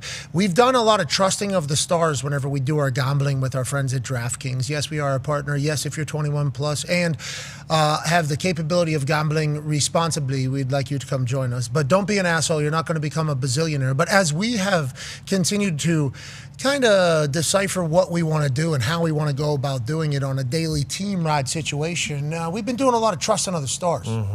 We did it in hockey. Obviously, we did it in basketball. And we're doing it in soccer. And let me tell you, these soccer stars, these fucking guys show up. Okay? And we are grateful for that. These guys, all the names you know, Messi, Mbappe, Mbappe. Who scored again? Mbappe. 2 times. Holland down there. Oh, monster. Back-to-back 2 times scoring. Messi, this guy, could have had another hat trick, missed a penalty. Makes a penalty, has a hat trick, 2 back-to-back, has 2 goals. And for America, we're scoring goals in every single game. It's like soccer stars are showing up. And then today, just moments ago, a star that we have all known in his 6th World Cup, one of the most handsome people ever created. Cristiano Ronaldo had a goal. Did he? Yeah. Yes, he did. Duh. Just did. You know, one half of the hammer, Dahn. Cowboys, Bubba Gumpino said, hey, whenever you're picking soccer games, you should just pick the star of the team to score a goal and then the team to win if you like the team to win. Because it turns out the stars of the team are the stars of the team because these guys score. Yeah. That is what they do. And it feels like in this World Cup, it's happening in a massive way to start. What a dream scenario for soccer as a whole and the World Cup. The Toxic Table is here, who also has World Cup fever, at Boston Connor and at Ty Schmidt. I don't think we expected this, Ty. I don't think we would be necessarily described as soccer people, but this World Cup fever has kind of taken over a little bit. Yeah, certainly not. And I think it was maybe just last week. Might have been earlier this week when we were talking about like maybe Jordan and Austria. And I basically said, hey, you couldn't give me $100,000 to watch this game. Yeah, that was less than 10 days ago. Exactly. You know what I was doing last night? Watching it. On pins and needles, watching Algeria and whoever the hell. Jordan. But yeah, Jordan. On pins and needles, watching. I mean, as soon as I got home, boom, let's get the iPad on. Let's get whatever game's going. And as soon as that's over, hey, let's get over to the other one. It really is captivating. It's special because like previous World Cups, you'd check in on the Messis and the Cristiano Ronaldos. Like, I'm not saying I would sit down and watch a whole game, but I would definitely, at bits and pieces, I would go in and be like, okay, let's just see what's going on. No, not anymore. I mean, every game that's on, and again, maybe the fact that it's on home soil and the times aren't weird, so it almost feels like an NFL Sunday a little bit. Your games are perfectly spaced out. You just roll in from one to the next one, and then all the games have been entertaining. I mean, boy, the World Cup might be my favorite event ever. It really might be. And that's the thing, too, is like how often do we go into something like, oh, this is going to be awesome. Oh, I can't wait for it. And then it gets here and it stinks. Like this thing has lived up to the hype completely. And I don't want to bring up the World Baseball Classic, but that kind of jumps to the front of my mind where it's like, oh, yeah, we're going to win this. This is going to be easy. We're going to be nasty. And then we lose to Italy and everything happens how it does. In the World Cup, I mean, Team USA is dominating. Yeah, could we have actually seen that happening? Maybe, but for it to really be taking place, unbelievable. And then when you talk about Messi and Kane and Mbappe and Ronaldo and Harry Kane, I think I already said him. Haaland is the other one I'm missing. Those guys showing up. Like Haaland's second goal last night was ridiculous. It was like a one-timer. He's a giant. He's huge. I love that, man. And he delivers. Like all these guys delivering has been so cool. And definitely the times being when they are. I think we all remember Qatar in December during football season, games being at 2 a.m. Sorry, that's not going to happen. These games are on when we are all up. Like, it has been the perfect World Cup so far. Yeah, I love that the stars are showing up. I love that soccer's getting a big boost. One half of the hammer, Dahn. Cowboys AP tone. And the stars have been delivering. We've been kind of riding with that on DraftKings. Yeah, we talk about like the World Cup fever. It helps when all of the casual sports and soccer fans, they probably go to the sports book and they're like, oh, let's get Messi to score. Let's get Mbappe to score. Let's get Haaland to score. Let's get Ronaldo to score, Harry Kane. And then they all do, and their team is winning. There are people who probably have never bet soccer in their life before who are winning thousands and thousands of dollars off of these guys scoring 2 goals at a time. Back-to-back games, their first 2 games in each group, they've all scored 2 goals at least. That never, ever, ever happens, and it's happening at this World Cup, and people are feasting off of it. Yeah, they certainly are. Now, we remember that the tides can always turn quickly. Yeah, certainly. That seemingly does happen, but we will certainly enjoy the moments when the big names are doing everything that we would hope the big names would do on the biggest stage, which is show up and deliver in a big way, including Cristiano Ronaldo just moments ago for Portugal. Joining us now is a man who texted us to tell us that Cristiano Ronaldo scored because we're not able to be watching live, but he is because he's in Connecticut, Ohio. He's a college football national champion and college football Hall of Fame nominee. Yes. Right. He's the all-time leading tackler for the Green Bay Packers. Yep. He's a Super Bowl champion. He's also a man who believes that something's going on whenever it comes to aliens. Ladies and gentlemen, AJ Hawk. Thank you, AJ. You're muted, dickhead. Unmute your mic, asshat. It's not on my. I don't know. It's not on my side, fellas. I don't know. I didn't touch anything. I don't know whatever's going on. But yeah, I saw Ronaldo score. He actually kind of missed an opportunity early. They had sent a big cross to him. He kind of nubbed it, I guess, and didn't score. And then he redeemed himself. But look for him to go on a run. That dude. I don't know if you guys saw his face. Like he was so juiced and relieved after that goal, I feel like. Yeah, I saw an extra, after, and I just thought of Speed losing his mind to it all. Because with what Messi's been doing and what everybody else has been doing, and him being in the Saudi league, okay, which isn't necessarily globally talked about as much as maybe the other leagues, this is a big stage in America for Cristiano Ronaldo to be reminding people, like, hey, 6 World Cup for me as well. First game comes and goes, no goal. Messi's doing his thing. Everybody else is a star. People starting to wonder about Cristiano. And then just a few moments ago, he had a goal!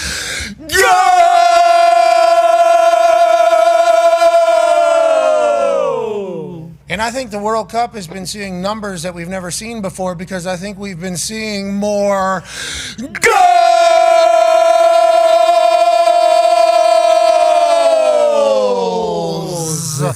than we've ever seen before. And I think whenever people see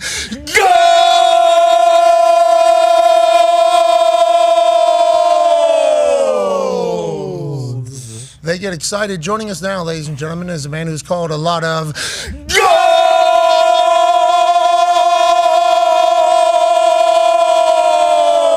goals over his 6-time Emmy Award-winning career. Commentator from Telemundo, ladies and gentlemen, Andres Cantor. Hey, bad guys, how are you? Hey, man, thank God you guys are doing it because I have no voice. I mean, you do great. Well, you really did great. Thank you. We were listening yesterday as obviously history was set by Leo Messi whenever it comes to amount of goals in a World Cup. You could tell you got emotional. Obviously, you are Argentinian descent and now one of the voices of a global sport. Yesterday, you lost your mind, but we were just talking about it. Leo showing up and scoring as many goals as he's scoring is huge for the sport, huge for World Cup. And I'm not lying whenever I say the more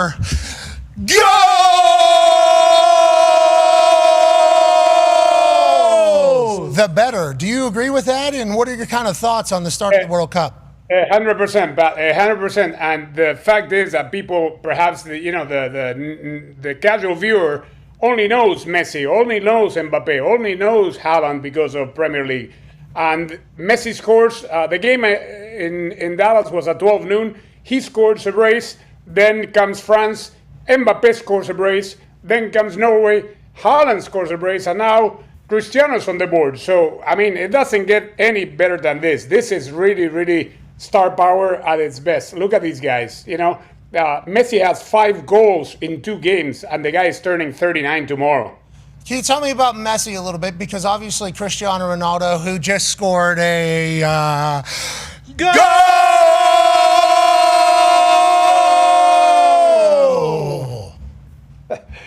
Yeah. Was in a Messi. GOAT conversation with him, I believe. They are obviously coming up at the same time, both of them in their 6th World Cup, so obviously same age group. Pele of the past, obviously chit-chatted about. Let's not even get into Tony Meola, how people talk about him as all-time great in this world. Yeah. But it did feel like it was Ronaldo and Messi being chatted about. Now it feels like, not only because he came to the MLS, but because how he's performing now after already winning a World Cup for his country, he's kind of cemented that status. Is that accurate for us to talk about him like that? And what are some other reasons on why?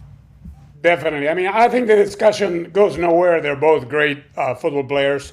Cristiano did his thing in Europe for so many years, as did Messi. Now they're both, one in Saudi Arabia, like you said, Leo here at Inter Miami in MLS, and he's shining. He's the MVP. He scores most of the goals for his team as well. So I think it's you don't have to enter into the discussion of who is better, because obviously in football, soccer, we judge greatness sometimes. And you guys that play the NFL, you can tell me, can you be the greatest without winning a Super Bowl? Because Cristiano never won the World Cup, and Messi, up to Qatar 2022, good point, wasn't considered the greatest because Maradona had won the World Cup. How is it in NFL terms? If you break all sorts of records, but you don't win, the ring, are you considered one of the greatest? You know the answer to that. It sounds like you know the answer to that. So I'm not even going to have to get into that. But that is fascinating because Messi fan in the office, Gumpy, has all the Miami FC, Inter Miami kits and everything like that. Obviously a huge fan of how he plays. He's been saying he's the greatest of all time for a long time, and he feels as if whenever he won the World Cup for Argentina, it almost like freed him, and now he's playing even better. Do you agree with that? Yeah. And how much longer do we think we see Messi post the stress of winning his country a World Cup? 100%. He needed to, because in Argentina, soccer is life and death, and he wasn't judged as the GOAT, as the best, because he had not won the World Cup, and he did in 2022. So now, obviously, he's got that shit off his back. He's won 2 Copa Americas. He won the World Cup. He won MLS title here, another title to his 41 titles in his career. He's 39 tomorrow, and I don't think we'll see him again, not at the World Cup stage. But let's enjoy him while he lasts. Let's enjoy him. Cristiano, Kylian Mbappe is younger, so he'll be around, and he'll probably break all sorts of records because he's 27, if I'm not wrong. So let's enjoy Messi. We all thought Qatar in 2022 was his last dance. This is definitely Cristiano's and Messi's last dance. Hey, Mbappe only needs a few more goals. 2 more. Yeah. 2 more to tie Messi. That's the business. But you know what? You were talking about the World Cup, guys. Hey, the best is yet to come. Don't get this wrong. These games in the knockouts, they're very stressful because if you make a mistake, you can go home. But then when it's single elimination starting next week, you will see the real World Cup starting. So the best is yet to come. And I am so glad that Pat McAfee and everyone in this show is enjoying the World Cup and hopefully watching on Telemundo. Yeah, definitely watch on Telemundo, especially across. I don't want to say this because it's not good, because obviously we stay updated with our phones because we are responsible adults. But here in the Midwest, there's a lot of storms potentially coming for a lot of these games. So the Fox affiliate has to cover the storms, obviously live, so it's in a box and box. But guess what? We head over to Telemundo. Guess what we hear?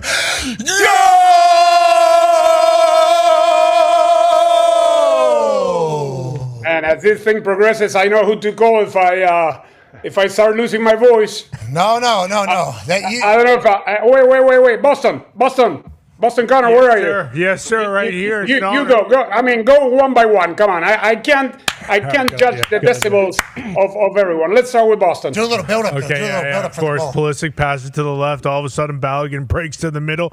Oh, he's got his head on it. That is a good goal! Oh, rusty. More gut.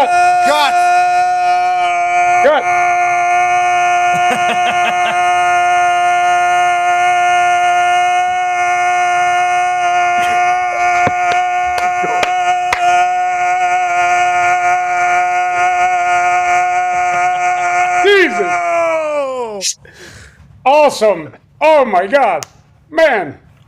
I think you can do this for a living. Boom. Signed, sealed, delivered. Give me a call.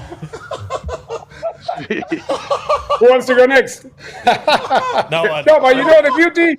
He knew the American player's name. That's another great thing. Yes. Okay. Oh, yeah, we know. We're following along. Hey, Pat.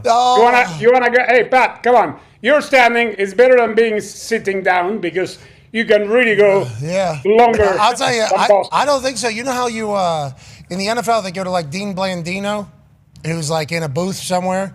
Maybe you should think about dialing up Con. I'm ready. Yeah. Just whenever it's like maybe the 5th or 6th goal of the game, and maybe you've already worn out all your go, all the different I think there's like multiple different ones that you have. Maybe you just go to Connor sitting in his room, just ready to absolutely unload. I'll be watching, and I'll be ready. AJ was laughing. You want to have a go? Yes. Yeah, go on. Yeah, go on, AJ. I can't talk back. Come on.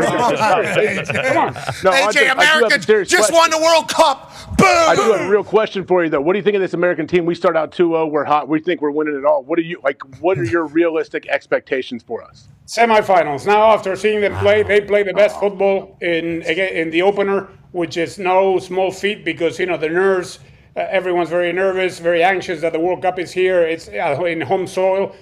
They outplayed Paraguay. They played a hell of a game. To me, it was the best World Cup performance ever. So the sky's the limit now with this team. They already secured the first place. They go July 1st to Santa Clara, California. They will play one of the best third-placed teams.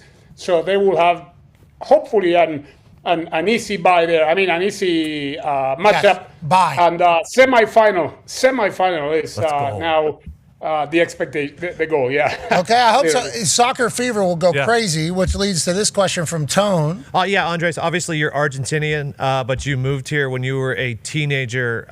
Could you have expected in your whole life being here in the U.S. that soccer would ever be like this in the U.S.? I feel like the fever is incredible. The World Cup is incredible. The stadiums are packed to the brim. Did you know before this 2026 World Cup that it could be like this? Is this what you expected? I had a little taste in 1994 when it was a different era of soccer and the World Cup was played in our country. I knew it was going to be a success. Furthermore, the president of FIFA, Giannis Antetokounmpo, is using my line all along that it's 104 Super Bowls in 39 days of competitions. And I think that is what it is. I mean, the atmosphere, not only in the stadiums, let me tell you guys, in the cities where the games are played, is tremendous. Mm-hmm. It's really, really good. And I expected, I'm with Ty. I didn't think that yesterday Algiers against Jordan in Santa Clara were going to pack 67,000 people. Honestly, I did not. And it doesn't matter how cheap or how expensive the tickets were yesterday, but hey, they played before a full house. Can you imagine that? Algiers against Jordan in San Francisco, Santa Clara, California. So going back to your question, yes, I expected the World Cup to be big.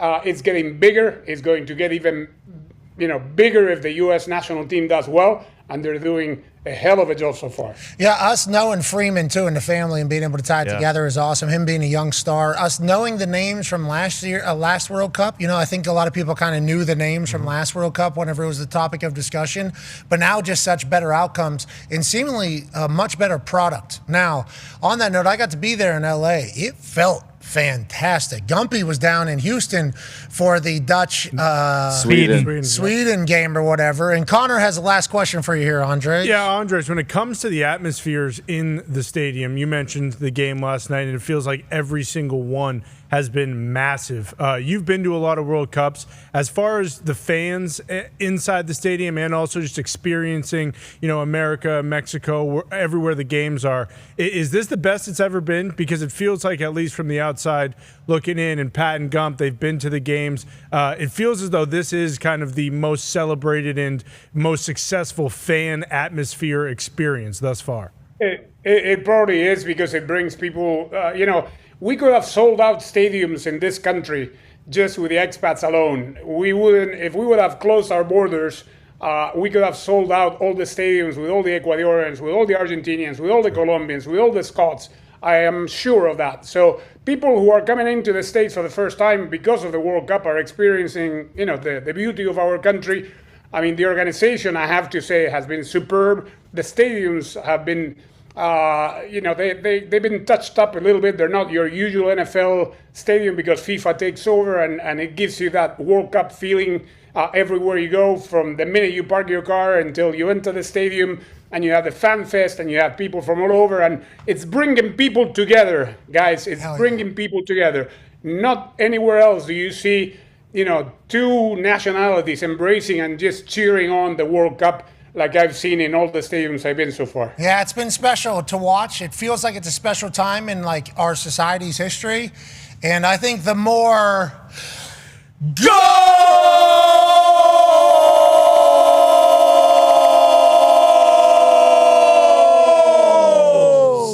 the better. You're the man. We appreciate you. Good luck the rest of the way. Thank you. Thank you. Ladies and gentlemen, a gift to society. Andres Cantor. Yeah, Andres! We got The GOAT. Yeah, the man. Yeah, we had it. I was wondering if he was just going to let us do it every time, impersonation is the greatest form of flattery or whatever, He was just going to let us continue to just give him his flowers.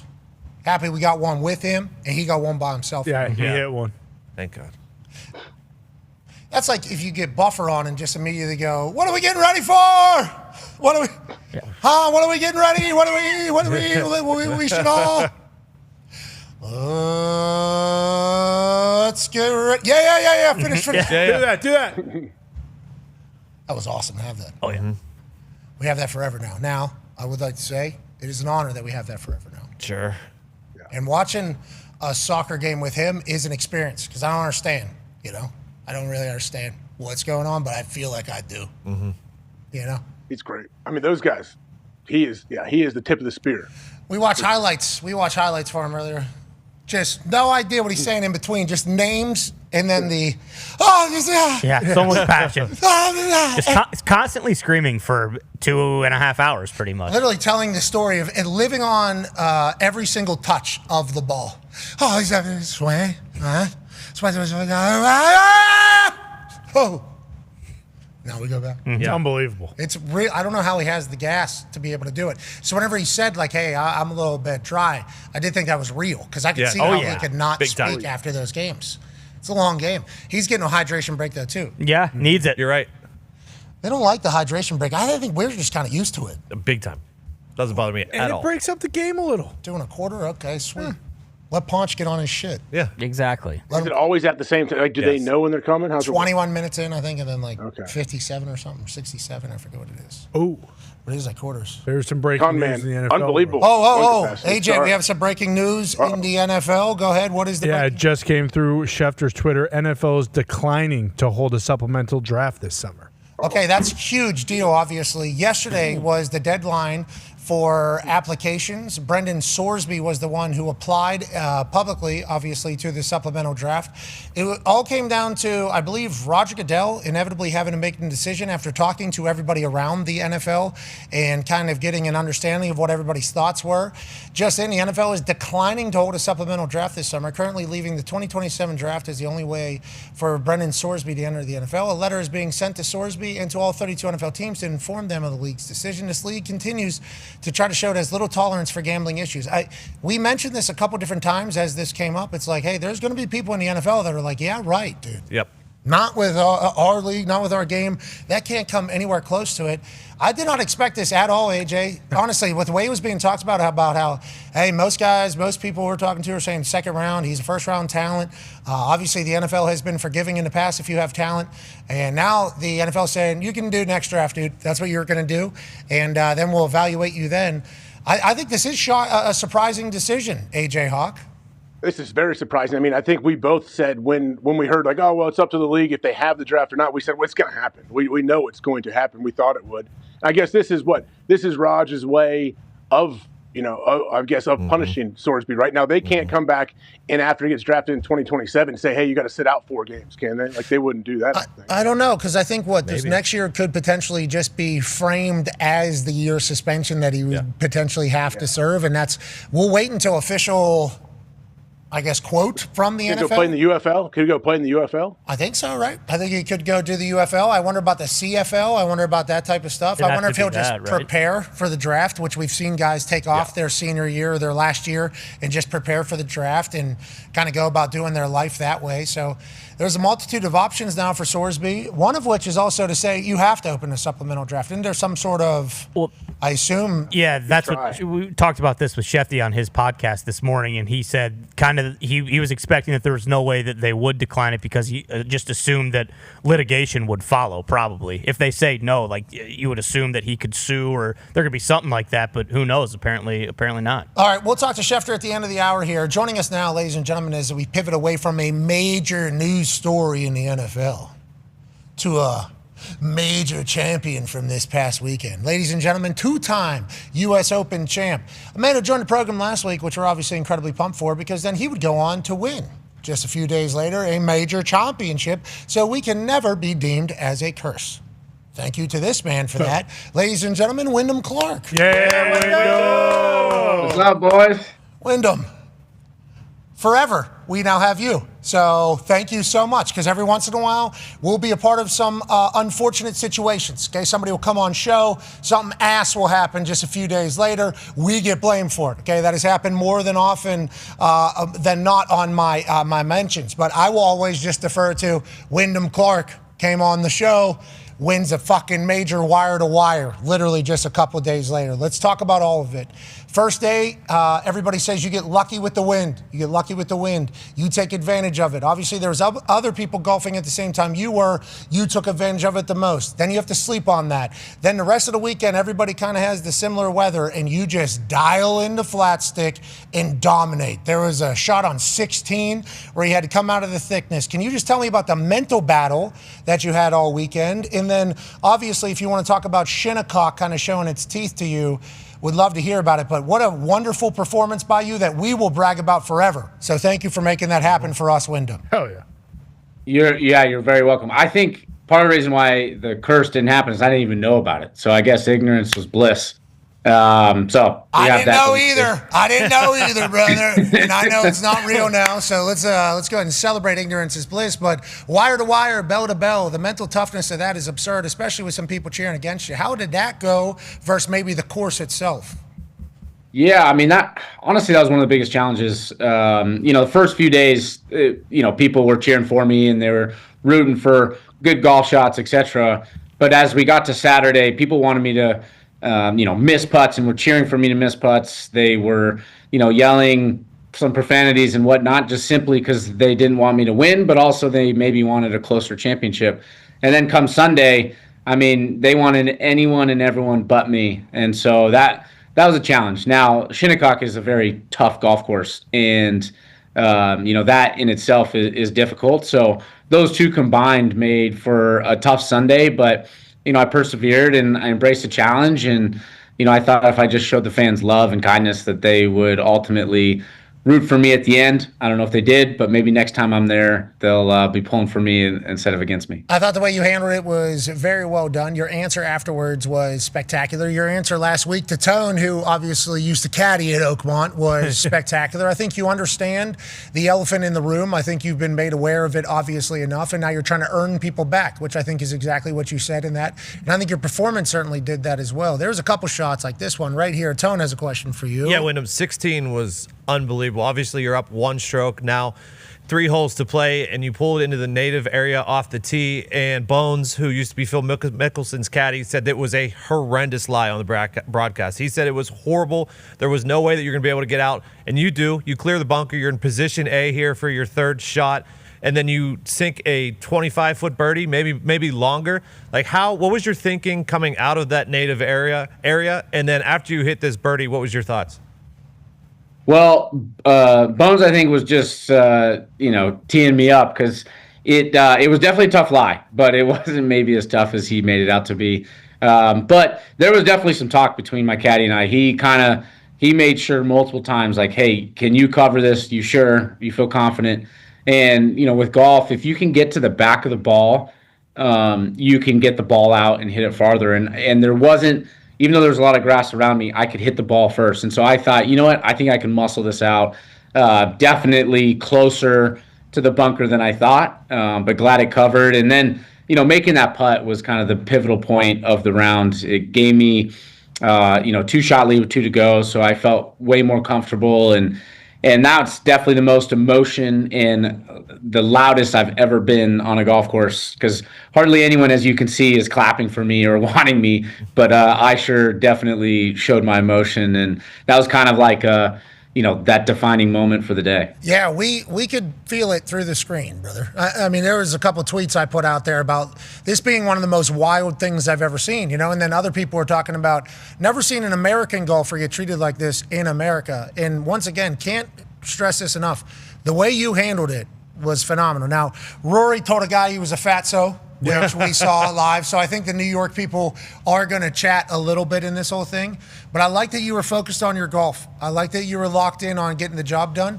And I like that you're a dog, dude. You wear the Jack Hughes jersey up in Canada a week beforehand. You got an entire crowd pulling against you. And then on the 18th hole, you have to lag putt one from 40 feet? I don't know how far it is, whatever the case. 57 maybe? Whatever it was. And you could, majors on the line. Everybody in there is hoping that you leave some meat on the bone. Everybody in there is, not everybody, obviously there's people pulling for you, but in your mind, I assume it feels like everybody here wants me to leave a little meat on the bone. And in golf, a sport where you have to have so much touch and you can't get tense up or anything like that, the lag putt here is something that needs to be talked about as well. What's going through your mind, and how do you keep how do you not get handsy there? How do you not, what is kind of your routine to not have that happen when that's a huge moment in your life, obviously? You weren't part of the everybody, right, Pat? No, I was pulling for you, Wyndham. I was on your side, okay, brother. Thank you. I just wanted to make sure. Read through the socials. I was on your back. Now, I did go through some mentions with you in notifications last week, and I didn't know that people were really, really upset with how you act sometimes. I didn't know. In the Oakmont thing that Tone asked about, obviously because he was a caddy, we didn't know he was going to ask about that, but he wasn't the only one. It felt like a lot of people were still. I didn't know that was the case until our mentions together last week. So then whenever I watched it kind of unfold, I was like, okay, this is a super mental test right now, especially in a sport where you have to be relaxed. I don't think you can get tense. I don't think you could get mad. And that putt, I think, is a great depiction of that. How do you not want to tell somebody to go fuck themselves, especially with what they were saying about you and that all, while also having enough touch on these greens that are allegedly the hardest in the history because it's a USGA course. This lag putt, what is going through your mind? How do you kind of handle all those things? And in golf, can you have a dog mentality that you want to fight people while you're golfing? How do you kind of approach that? Well, the lag putt I'll talk about first. In 23, I had a similar situation. Honestly, it was like deja vu. I hit in the fairway, I hit it to the front of the green, and I had a 2-putt to win, and I had a 1-shot lead, and I hit it up there to gimme range. And so I literally just envisioned that and said, hey, I've done this before. I can do it again. And obviously I did that. So it was honestly deja vu as I'm walking up. I'm like, this is wild. And then as far as the attitude thing, yeah, I mean, sure, there were some things in my mind I was thinking, but it's a gentleman's sport, and I didn't want to feed into the crowd. I wanted to try to win them over and show them that I'm not the person that did that terrible thing at Oakmont, and I wanted them to see this is the real Windham.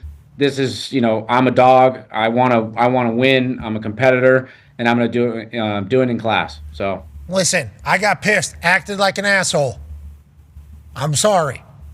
Now, with that being said, watch me go wire to wire here. Okay, and a course that everybody said was impossible and played multiple different ways.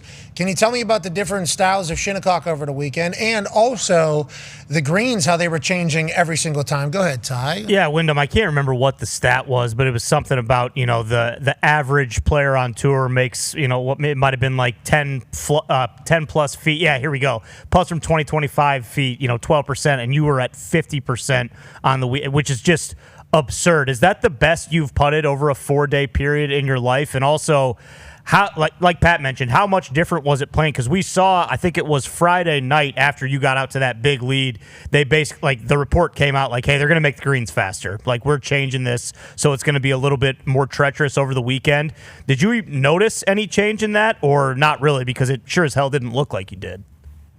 Yeah, I've had some other great putting displays. I would say just a few weeks ago at the Byron Nelson was hands down maybe the best putting of my career. Or my final round 60 at Pebble. But as far as a 4-day tournament, I mean, relative to the field, yeah, this is definitely up there. And the greens did change. The first day, I was playing with Dustin Johnson and Gary. We couldn't believe how soft and benign the greens were. Now, granted, they were expecting tons of wind and potentially rain. And so the USGA did an amazing job setting up the golf course and highlighting how good Shinnecock is rather than, making it look tricked up. And the same thing was on Friday. It was kind of benign, and you could make putts.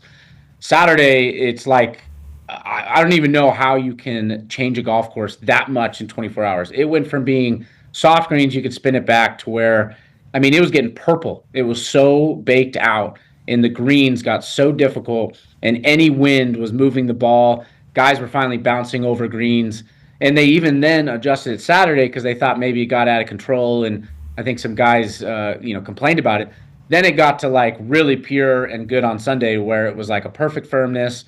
It was fast, but not too fast, So it was amazing. It changed literally every day. But I think that's what they want, though, right? The USGA wants the courses that they take the U.S. Open to be a real challenge for the golfers. I think they were probably happy with where the scores ended up.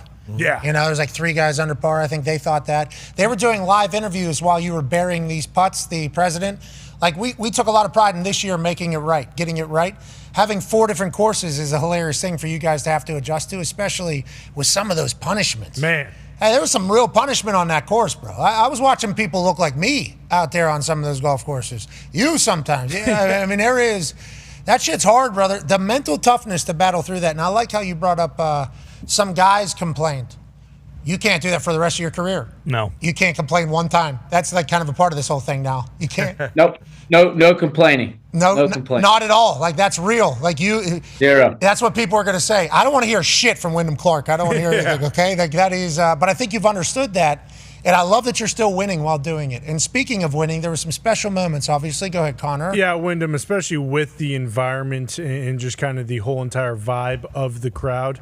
When you end up winning and you come off and your girlfriend's there, your friends, there's a clip of you walking off saying, hey, we're drinking tonight, which was awesome. And then, of course, your dad flying in on Father's Day. How much more special was that moment because of what the environment had been all weekend towards you? Yeah, my dad hasn't seen me play live in a while, and especially see me win a tournament in person. And so it was amazing to have him there to win on Father's Day, to share that special moment with him is something I'll remember for the rest of my life. I haven't really cried since last year at Oakmont, and it's amazing a year later, instead of, tears of, embarrassment, it was tears of joy, and it was awesome to spend it with my dad. Windham, I have to ask you about I talked about 16 earlier and how impressive that was. What about the Eagle on Saturday? I can't remember what hole it was, but you played It was 16. It was 16 again. 16 was great for you all week then. You played the big banana perfectly to basically a tap-in Eagle here. What was your thoughts going into that? And that was during the Saturday conditions that you said were almost impossible. Yeah, well, it was huge because the fans were all kind of leaving. We were playing so late. There was hardly anyone there. And it was kind of weird. Like, it's Saturday at US Open, and I have a lead, and Scotty shot a good round, and you would think there'd be a lot of buzz. So it was a little flat. It was weird, and I hit it in there, and people.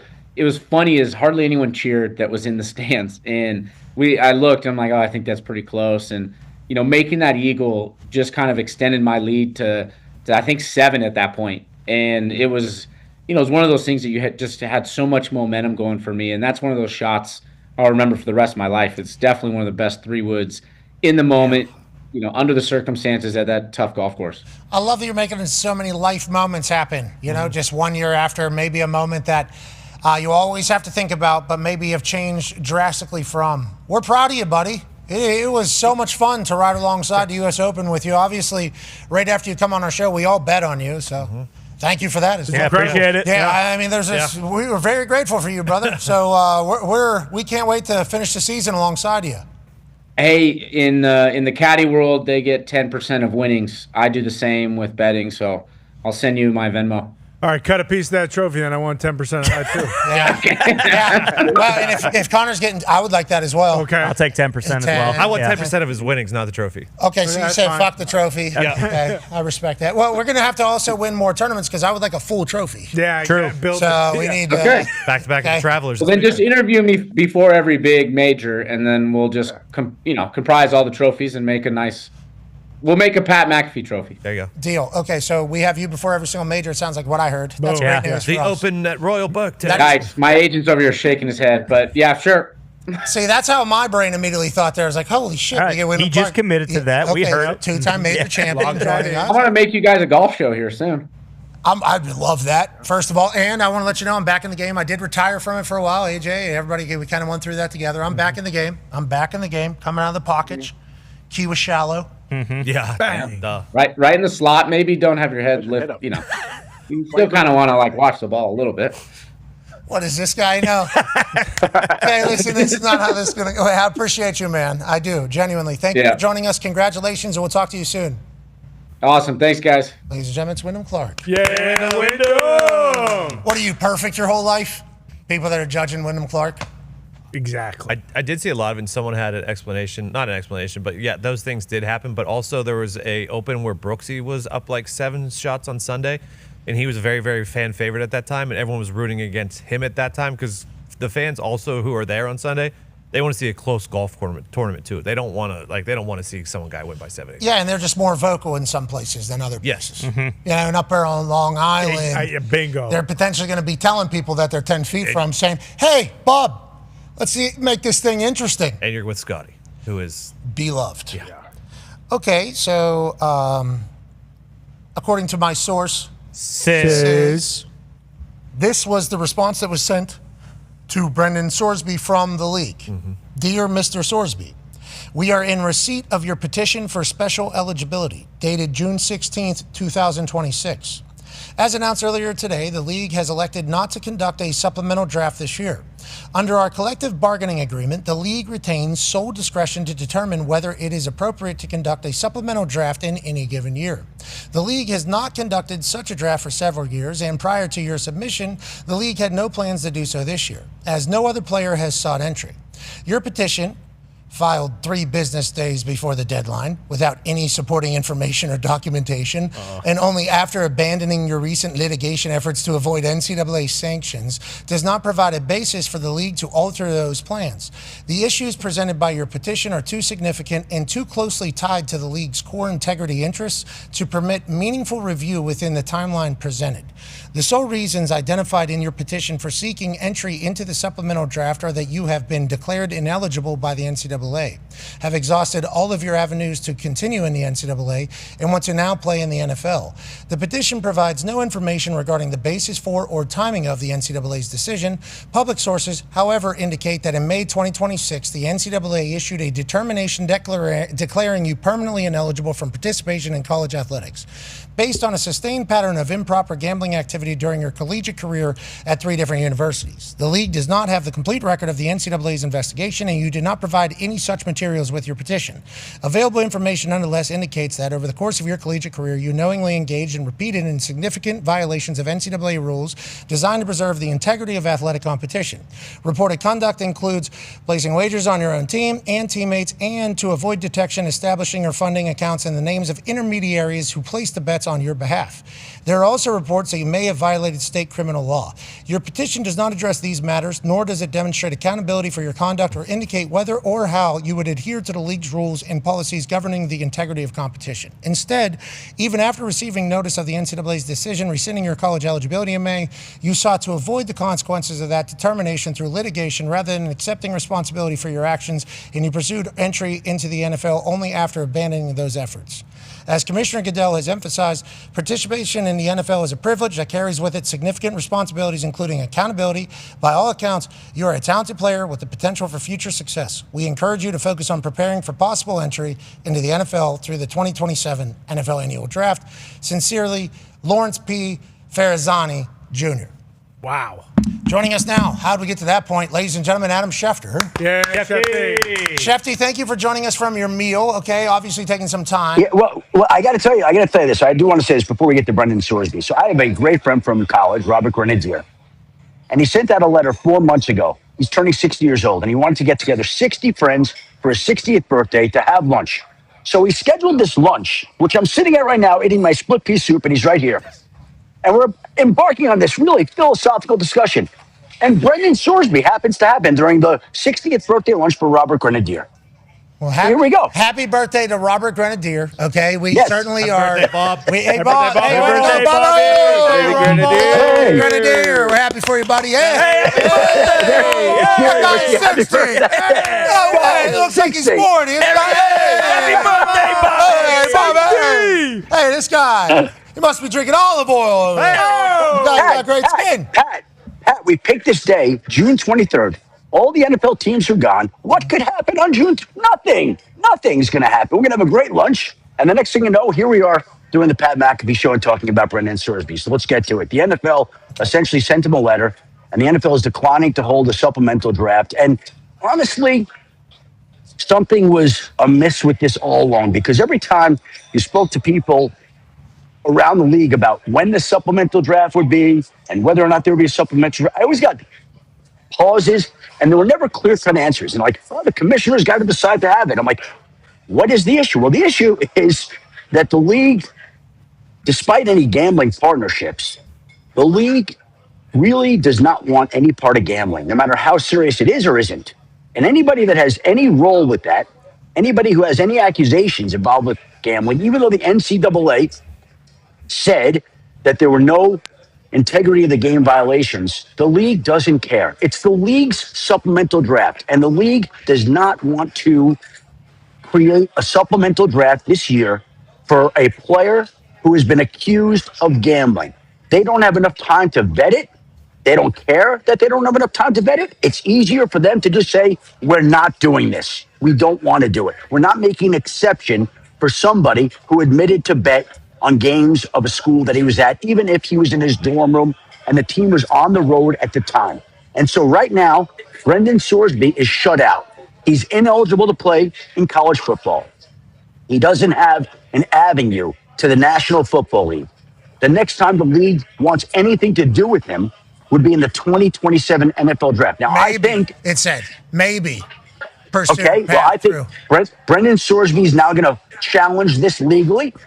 But what option is he going to have? They're not going to have the supplemental draft. It's going to come and go. The league's just going to kick the can down the road. And Brendan Sorsby is going to, I think, wind up spending this season, maybe beyond, this season, certainly, out of football, watching and getting ready for what he hopes would be the 2027 NFL draft. Okay, Schefter, quick, just 30 seconds here. UFL possibility here for Sorsby? Is this possible, or what do you think about that? You know, Pat, it's a great question, because we haven't seen a player recently in this situation where he's denied entrance to all the league. Like, he could have made a lot of money playing college football. He could have made a lot of money in NFL. College doesn't want him. The NFL doesn't want him. Now, the question is, does he want to just train and get ready for his future NFL career? We've seen before. Does he want to go to Canada or the UFL or somewhere that deploys his talents and pays him some nominal fee where he's risking an injury? Yeah, Dude, like, what if you go play in one of these injuries and suffer a significant injury? Is that worth it? I don't know. There's so much happening in such little time. You're the man. Tell Bob Grenier we said happy birthday. That's Adam Schefter. We'll be back tomorrow, ESPN people. We continue digitally. Goodbye. Okay, that shout out to Bob Grenier. AJ, the letter, the note there that source sent to me, it's like, I think the NFL didn't love just the lack of, like, accountability, like trying to make it, like the pitch. I think the pitch to opening of the supplemental draft was very like, hey, you should open this up for me, as opposed to like, I did this, I was wrong here, I think this could be a benefit, I think this could be a benefit. Here is what they were saying about it, but here's real. It's like maybe the NFL thinks they didn't take it seriously enough in the application of the supplemental draft, and they just assumed that it was going to happen because he's a good football player, which he certainly is. And I think the NFL might have felt a little disrespected, maybe, in how this all goes. Is that what you kind of heard there, AJ?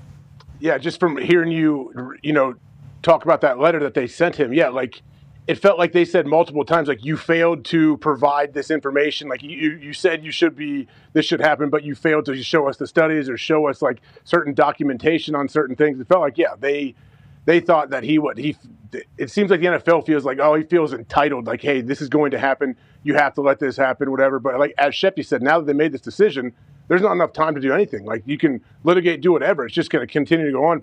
He's not going to be able to play in college or the NFL next year. If I were him, I would not keep this going in litigation. Like, I would not try to sue the NFL to have the draft. Because he's an actual good player. Yeah, yeah. Like, it's happened before. It happened during COVID a lot. Yes, exactly. Train and then go in the 2027 draft. And if you don't get drafted for some reason, which he absolutely will get drafted, then you can explore. But they said at the end, maybe you get into the 2027. Yeah, and I think that's what's interesting is the language of that wasn't like letting him down easy. That was a pretty emphatic, like, hey, fuck you, buddy. Like, we're not making any special circumstances for you. We're not doing that. So we'll see. I mean, I guess, yeah, if you have enough time, you can be remorseful and maybe say, like, hey, having thought about it, I made a lot of mistakes. I shouldn't have done that. But, yeah, it does kind of seem like either him or his representatives thought, like, well, you know, like, I'm kind of owed this, you know? I mean, and even all of us, we were kind of talking about it, like, yeah, it's the gambling thing is one thing, but it did certainly seem like, hey, this guy could be a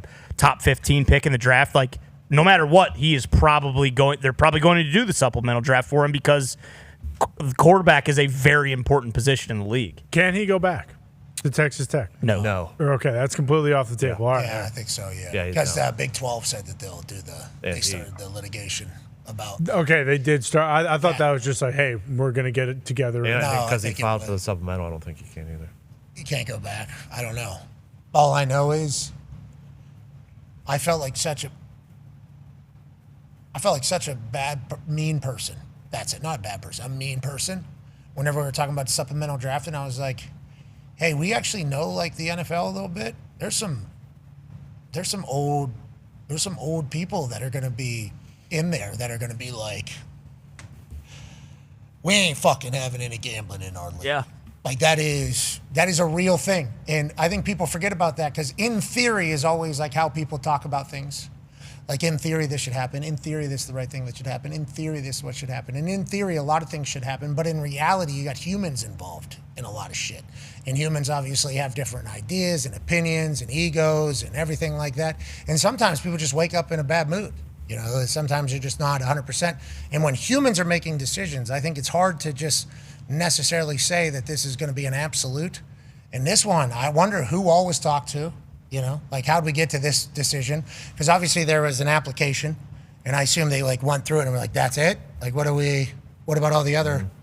Yeah, that's what it sounds like. We're supposed to call them to get more stuff to answer these questions. This is the break. This is the summer for us. Like this is actually the 3 weeks where we have off. This is the only time. So we're supposed to dig into what So we are supposed to look into your stuff while we're doing it. And then also that easily provides the opportunity for the person to say, and we're just going to we're going to be this guy gamble. We're just going to, that like, yeah. And it sounded like it was probably never going to happen, huh? This probably was never going to, the supplemental draft was probably never going to happen. They did mention 3 days. Bingo. They didn't like the timing. It's like, hey, we're not going to be your saving grace. Okay. You could have either decided a long time ago that you were going to do this after it initially was, you know, the ruling came down that you were going to be ineligible. But like this isn't like you tried to go back and play college football and then that didn't work out. Like we're not just here for you because that didn't work out. Mm-hmm. So yeah, I mean I was surprised how emphatically they were just like no, this ain't the way it works. It's crazy time. All right, let's talk about sports that are good. Congratulations to the Oklahoma Sooners. There you go. Oh yeah. The SEC now has won 8 straight men's College World Series. The Oklahoma Sooners took bat to butt last night in Game 3 of a best-of-3 series in the national championship against the University of North Carolina. Now these stats about this Oklahoma team during the regular season, during their SEC conference schedule, during SEC tournament time, how they performed, and then how hot they got in the postseason. Start out region, and you go super region, and you get to Omaha, and the bats got hot, and the pitching got great. Congratulations to Oklahoma, changing the story of their season whenever it mattered the most, and now they walk out of there with another natty. North Carolina was looking to win their first ever. I believe this is 8th now, I think, for Oklahoma, their 8th national championship as a baseball team. But this year they weren't supposed to win, I don't think, though. This was not the year that they were supposed to go on this run, and they do. That's the magic of sport, brother. Yeah, when we were talking to Coach Sabins yesterday of West Virginia, they finished 11th in the SEC. They had a below 500 record. Damn. In the SEC. I mean, their overall record was like 40-something and 20. So, I mean, overall it was great. But as far as the SEC went, they were below 500, and then they got super hot during all the regionals. Third title, sorry, not 8th. Jesus, that's on me. If you combine it with Patty Gasso's championships, maybe it's 8 for Oklahoma together. There we go, maybe. Maybe, potentially. Yeah, probably. But no, they just got hot, and all of their games were basically blowouts, except for the one that they lost to UNC to force the Game 3. It was a hell of a run for the Sooners. 3rd national championship for Oklahoma baseball. I do apologize. That's on me. I saw a wrong stat there. 8th SEC straight. Sure. Yeah, so that is certainly something. The ACC ranks 2nd over that span with 18. The SEC has won 64 men's college World Series games across the last 7 tournaments dating to 2019. I don't think that's going to change, too, with NIL. I think the Southern baseball folks are going to stick with their Pretty Southern solid baseball down there. folks. Correct. Yeah, I think that's only going to continue. And obviously the weather is very much more conducive to a baseball schedule. J.R. House played football at West Virginia, Hurricane West Virginia, and then he'd fly down to Florida to do baseball for the rest of the year. It's like I think the South has an advantage for baseball because the weather, naturally, but don't look now. West Virginia's developing players better than anybody, said Steve Sabins. He did say that? He did say that. Iowa doesn't have a baseball team? Big Ten, what's going on No, they there? certainly do. So what is it, SEC, ACC, Big 12, Big 10? No, I mean, Big Ten had, UCLA's in the Big Ten, and they were the number 1 ranked team in the nation all year. USC made it to the Super Region. It's one of those things where college baseball is, look who made it to Omaha this year. There's like a bunch of teams who no one really thought they would get there. So you could say that, but Big 12 is kind of a baseball powerhouse. Well, see, that's where I Oklahoma's a fucking Big 12 team. Okay, so the SEC can claim them, but I'm retroactively I'm gonna give this national championship to the Big 12. So congratulations. Thank you so much. Yeah. I like that. He's our baseball guy. So if he's Feels saying like it, that feels real. How's baseball going? I saw a stat with Skino I didn't like. Yeah, we're in the dog days right now, so. No, but it was like 7 straight games. Skino pitching on the bump, we lose. Yeah, it's kind of the same old story. Tony could probably tell you better, but the guys pitching to contact instead of whatever. But I wasn't going to say that. I was going to say the Buccos don't give this guy any fucking run support, but most hits in the MLB. But he's giving up the most hits. No. The Pirates have the most hits in the MLB. Yeah, you know what I don't like about those damn hits? They don't get home. Okay, the timing in which the hits happen are not great. And what are you talking about with throwing to contact as opposed to anything else? There's just some speculation, some numbers out there that the fastball's down about 1.5 miles per hour. It's a big difference. You know where that comes in. Pitching to contact instead of. Why? What do you do in training camp or preseason? All right. To get what happened? We're not doing that again. Oh yeah. Buccos are still over 500 though. We're good. Yeah, we're still running. Who's doing the best from that World Baseball Classic team? Like, what individual is playing the best right The Pirates are above 500. The trainers, they're all getting bonuses. All right. Mason Miller, maybe? Yeah, Mason Miller. PCA. But it's because they really limited the amount of pitches he could throw in the Schwarbo's on fire. Got freaking 30 bombs already. Bryce Harper's not doing bad. See? But they had to fire their coach for them to start playing. Yeah, exactly. Philadelphia, home run derby. Just a couple weeks away. Then the All-Star game. Then the ESPYs. What? Everything is kind of all happening there in a few weeks. We'll be back then. We're going to be off for a little bit. Yep. Then we'll be back then. Coming in hot. That week's going to be So unbelievable. hot, yeah. Like, so fun. Coming in real hot. Isn't the World Cup final that Saturday, too? Yeah. Yeah. So the USA will be there, yeah. So here we go. Ole, ole, ole. Go, go, go. USA, USA. The cup is ours. We're gonna celebrate. Here we go. USA, USA, USA. See, From the top. Here we go. USA, USA, USA. Go, go, go. USA, USA, USA. And night, we gonna celebrate. So here we go. USA, USA, USA. All right.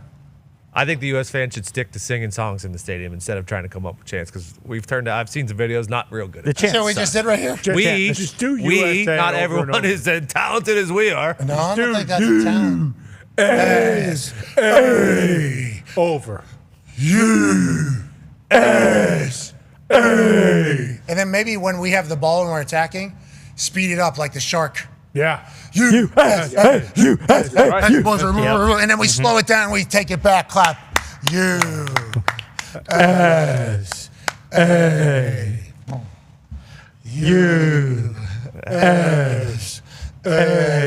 then all of a sudden kick it up. Boom, bang, pow. Cristiano has two, by the way. He For got a each second. touch, you say another letter. Each touch is a USA as it goes down the court. Oh, I like that. Good idea. And it can go faster, obviously, when they get close. Yeah, there it is. That's a good idea. Yeah. Yep. At the end, whenever we're up, because they do clap or cheer for "Hey" every pass whenever they're playing keep away at the end of games to basically just kind of ice a game. That is something we should do. What do they do in some of those basketball schools, places? Whenever somebody fouls out, they count right, left, right, left, right, left, right. No. Until you sit down. And then, We don't do the I believe that we will win anymore, do we? I think that was the old thing. I was going to say, I'm glad we've shit canned that because don't that have to was when we believe, we fucking know. sucked at soccer. So I'm glad we've shit canned that one. That was Berhalter ball. That guy sucked. He did. His boy, though. His boy's His boy's a player. We're going to see him on Thursday. Seabass can move. Hey, get ready for a Berhalter goal, probably from a set piece on Thursday, if I had to guess, against Turkey. Yeah. Ladies and gentlemen, the PGA is changing everything. Yeah. You can win the regular season and you will be deemed a champion, but you will not be the outright champion because the outright champion will be decided after the seeding of the regular season in a match play tournament style. Afterwards, you'll have matchups. Now, how will they go about doing it? Will it just be a one weekend spectacle or maybe be multiple weekends where the first round takes place on Thursday, second round maybe takes place on Friday, then Saturday you get a little bit, then the next week is semifinals into finals. Maybe it's 2 days per round, whatever the case. We know match play is coming to the championship of PGA, and I respect that. They're also doing something with the bottom half of the tour. Yeah. There's a little bit more of a boost or a push for relegation or promotion in this entire thing. You know, some people automatically mention the Corn Ferry Tour. I think Corn Ferry Tour probably doesn't get a lot of push and a lot of stuff like that. I think this will be a little bit different. I think Roll-Up's coming in with a bunch of new ideas for golf. And for me, match play, playoffs with the top 16, top 32, whatever the hell it is, I can't wait for that. That's a great idea. Yeah, I think that's awesome because I don't know if, and maybe Foxy can correct me, but it felt like everyone respects, the regular season title, the regular season champion. I don't think anybody loved when Scotty was starting 12 under and guys were starting 2 under to crown your champion at the end of the season. I guess in that format, it made sense. But having a regular season champion and then doing a tournament with the top players, I think makes a lot of sense. And then I saw with the two different tours or whatever, however it is, the Champion League and then the other one. Championship Series and Tour Challenger Series. Tour Challenger Series. It's automatically, I believe, 20 guys will have a chance to move up from the Challenger up to the Champion, and up to 40 guys could be demoted down to the Challenger Series. So, yeah, I mean, it incentivizes guys to play well. Not that they aren't already, but, Roll-Up's doing it over there. And we've had a couple precedent of guys coming back from Live and what they got to do. That's what we need to do. Throw all the Live defenders into the Challenger. Straight to the Challenger Series. Potentially why they even do this is like, all right, we're about to get a bunch of big names. I want to get back. Cool. They can't be in the championship, but we can definitely put them in not the Corn Ferry. What else can we do? Tour Challenger Series. Yeah. And now we're going to see the big names definitely on the leaderboard no matter how they're scoring. Even if a big name has a bad day, going to still be a big name in the big one. Yeah, that's what matters. And you got to earn your way into those. I like that because that gives us all an opportunity. There used to be a show called Big Break. That's right. So good. You get in there, you get a Q school, and then you become a tour member. Now you got to get on. You got to get on Big Break. You got to break the glass. Yep. You got to get Q school. You got to get Tour Challenger Series. Yep. Then you got to win a couple times toward Challenger to get a chance. It's tough to become a pro. Very tough. Yeah, they're good. Is it going to be easy? I don't think it's going to be easy for me to get in there, Age. I think it's going to take a while. Sounds like the path is much easier now, though. Like, now you can truly see your path. You can do what Blocky did. Yeah, because I guess I can. Goat. I need to hit a hole in one, of course. Well, no, wait till you're 50 and just go to the senior. I like what he's doing. I think Blocky's going to win a couple of those, too. Look out. Now, granted, that's a lot of good golf happening in that senior tour. Still playing on the senior tour. Yeah. Well, and I'm also potentially going to win $30 million from placing a senior tour at some point from AJ Hawk. I hope you're starting to put money into a fund for that one, pal. One-way bet. Stu Sink is your leader of the senior tour. Yeah, he's unbelievable. Naturally. Go. Ernie Els. So technically, I could be a single A soccer franchise in England. Yes, and then earn Wrexham my way Bingo. up into the Premier League in golf. In theory, that's what this is. Feels like it. Let's get to Where would you start, though? You got to start somewhere. Like, what would The be big your- break. The big break. Are you not listening? Then you I watched the Golf Fix, and I'll go to Big Break. That show was awesome. I don't know why they got rid of that show. Great. You can play in a couple Monday qualifiers if you wanted. Yeah, and all I need to do, Foxy, what was it the guy told me? I need to put my forehead on brick wall. Yeah, exactly. Just like this right here. Then whenever I go back, I need to have all the weight on my back foot so that I can go ahead and do one of these. Yep. Okay, I need to be able to do one of these. And then whenever I fall through, I need to go ahead and take all that weight to the front, keep the head on a brick wall, obviously. I haven't forgot about that. And then just nice, easy swing through there. And then we're golfing out here. Boom. Yep. You see that, AJ? Yeah, it's that easy. Don't forget about Coca-Cola. Now, Nelly Cora, That's the other part of it. greatest golfer of all time, says, Lots to think about. do all. Got to get to a point where you're not thinking. Exactly. And that's when you're getting promoting as opposed to relegating. Right. When you're not thinking about it. Yeah. Did you see who introduced Rollout today? Who was it? The big dog, Tiger. He's back, baby. I did see that first public appearance everybody talked about. Congrats to him. Obviously going through his own journey through life as we have seen him become, the biggest star on earth and greatest golfer of all time. And then we've all obviously seen and learned about a lot of stuff he battles with as a human. We hope he's okay. Happy he wasn't, had a driver drive him to that. Hell yeah. Hopefully.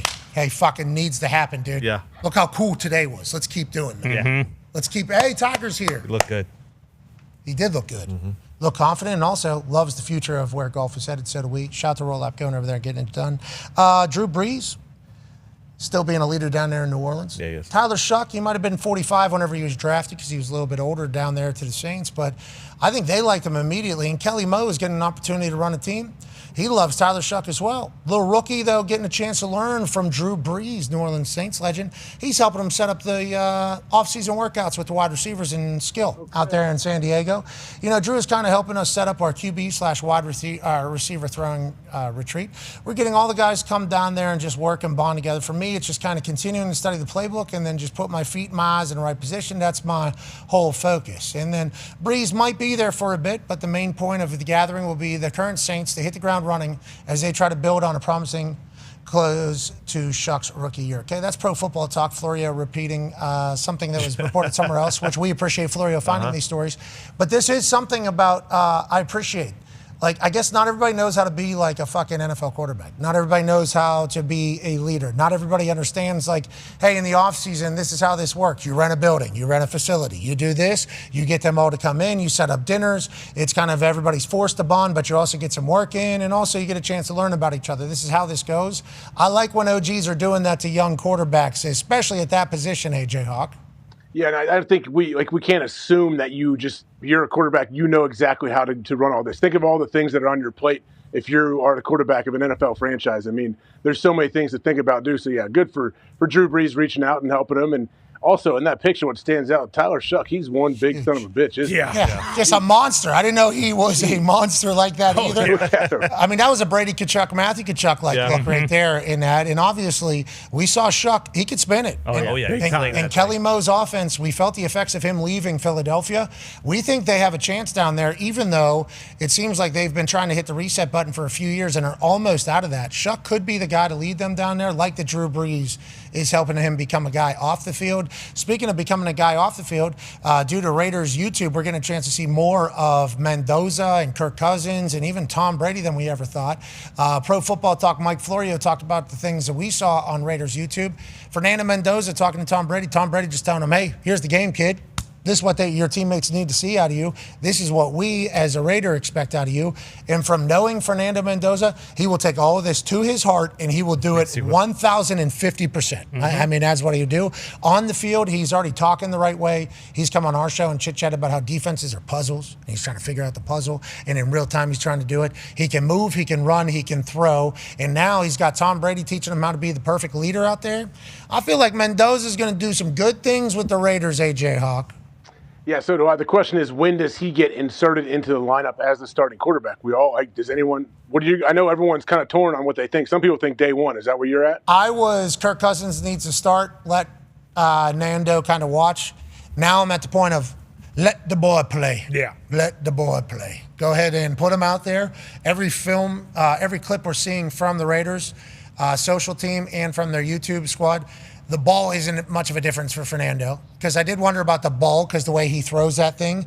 The college ball was a perfect spiral every single time. We watched his pro day. There was a couple ducks, which that was very abnormal. I was not used to seeing that. And if you're normally a dart thrower and you start throwing ducks, I think sometimes your accuracy can be off. So I was worried about potentially an NFL ball with Fernando's hand. He's figured it out. Yeah, he's throwing fucking dart. They're showing 8K zoom-ins of how pretty his ball is. It's like that's every single ball that we saw him throw in college. During the workouts, on the sideline, on the field in between plays, and then on the field during plays. Every ball is a dart. He's big, he's strong. I think you play him. I honestly think you play him. But obviously Kirk Cousins is the perfect guy to potentially watch and then fall in behind. Yeah, and they made moves to support him too. Like if Tyler Linderbaum wasn't there and you'd have an all-pro center who's calling out all the stuff that maybe he's a little bit behind, that'd be one thing. Clint Kubiak has already come out and say like, hey, Fernando is as advertised and more. Like this guy is an absolute wizard. He knows what he's doing. They have a number one target with Brock Bowers, and then you have Ashton Ginty too. So like as far as support for a rookie quarterback, that they have that. Now I don't know if maybe they're nervous about his body or something or anything like that. That wouldn't really track from this play on its own. You would think that he has the body and capability to do it, and you're not worried about like him having to put on weight. I think they said he was 230. Like that is massive for a quarterback. So it does seem like Mendoza should roll out there, day one. But Brady is a guy who started behind. Like he always talks about how being behind Bledsoe helped him a ton, and that process is very proven in the NFL, especially with quarterbacks who are top picks being able to learn. So it'll be interesting to see, who do they start with? Who are their first 4 games? Do they play the Texans week one? Because they play the Finns week one. There you go. Okay, so maybe we drop Nando out there. Yeah, maybe roll him out. No, Hafley is great defensive coach. Yeah. That would not be somebody that you want to see him with. Maybe. But you're right about Tom Brady understanding the whole Bledsoe and getting a chance to watch and have to prove himself and everything like that. I think it's tough. Kirk Cousins would be the right guy. Yeah. Just so Fernando can see how he runs. Mental, right? How he runs as a starting quarterback of a team. What's the team meeting look like? What's the night before look like? What's the ball selection? It happens on Fridays, I think, in the training. Like, all that stuff. Getting to watch Fernando get to watch a guy do that throughout the regular season and for a couple games, I think is a huge piece of information. And on that note, a huge piece of information is also the first time you get a chance to see a disguised coverage in the NFL. Bingo. A huge piece of information is the first time you don't account for a guy coming this way and get absolutely slaughtered. It's like, does the baptism also help them? Because we've seen quarterbacks get dropped in there early, and it's like they kind of try to find their way. It's so many different right answers. And Kubiak has come out and said, too, like, hey, in a perfect world, the rookie quarterback has a little time to learn, but sometimes they don't need that. Sometimes all they need is reps. So, like, is that the situation for them? Well, their schedule, like, they start with the Finns, then they have the Chargers and the Saints, but then in October they have Chiefs, Pats, Bills, Rams. So it's like it's not like you're waiting for, hey, we'll get him in here and kind of like, do you want to throw him into the fire like that? Do you want Cousins to start the first 4 weeks so he can learn a little bit? And then it's like, okay, hey, we're going to play 4 of the 6 best teams in the NFL. Fucking go show us what you got, kid. Go win a couple games. Yeah, I'm a believer in Fernando. I think we all are. I'm also a believer in Will Howard. Big time. Hard not to be. Okay. Also a believer in Shuck. Love Shuck. We love Shuck. But I also like these OGs giving game. Will Howard's got Aaron Rodgers right now. right? Did last year as well. I think they got along very well. Yeah. Drew Brees was Shuck. That's crazy. Tom Brady, Fernando. That's crazy. I'm happy this is happening. And I think Roethlisberger, Aller, I think there was a meeting of the He's minds. a big Will Howard guy. Has he met with Aller? I don't know. I have no idea. I know he loves Will. All I know is I haven't been asked a thing by any of these young quarterbacks, and I still got the highest passer rating in Thanksgiving football history. Yeah. Perfect. They'll reach out. They'll be reaching out. All these young QBs want to learn ball. I see Mizorowski down there on Sports Center. Is he still throwing gas? Yeah, he's dominant. Yep. Yeah, he's very fucking good. Brewers are very good.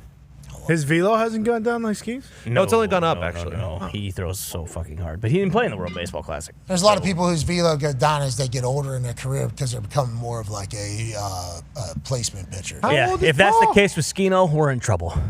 How old is he? He's like 25. He's just getting better. He's sharpening his knife. He might be younger than that. I think he's like 23. No, he's sharpening his knife right now. No. Skino ain't fucking Jamie just Moyer. turned 24. He's not Greg Maddux. Skino needs to be throwing 100 plus. And Peyton, because we've seen it. We know he can do it. I don't need to see Skino throwing 96-mile-an-hour fastballs. I don't need to see. Is that what's happening? Kid last night was throwing 96, faster than that 97, in Omaha. 97. Well, he was 17 years old. He's got a nice spry arm. He hasn't added to his arsenal as much as Paul Skeens has. He's got the sweeper, the sinker, the stinker. Sounds like you don't need an arsenal, though. Mizorowski just throws fastball every time. Well, no, he actually throws a slider that's like 97, 98 miles an hour, too. Oh. That's like pretty much fucking unhittable, so That's his Ponche? Well, you could say that. You really don't need like a Ponche pitch when you throw like 110 miles an hour because it looks like a fucking grain of rice coming in. So, it's one of those things where. So that's what the problem is with how fast it is. You just can't see it. Yeah, or you got to guess.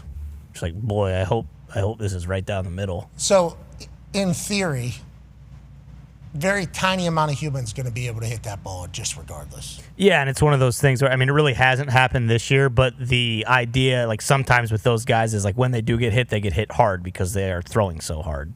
He throws his fastball 65% of the time, which is probably smart. Yeah. Yeah, so that's a guaranteed strike. Fucker ain't going to be able to get it. Be your friend, tell a friend something nice. Over 3.5, just hit.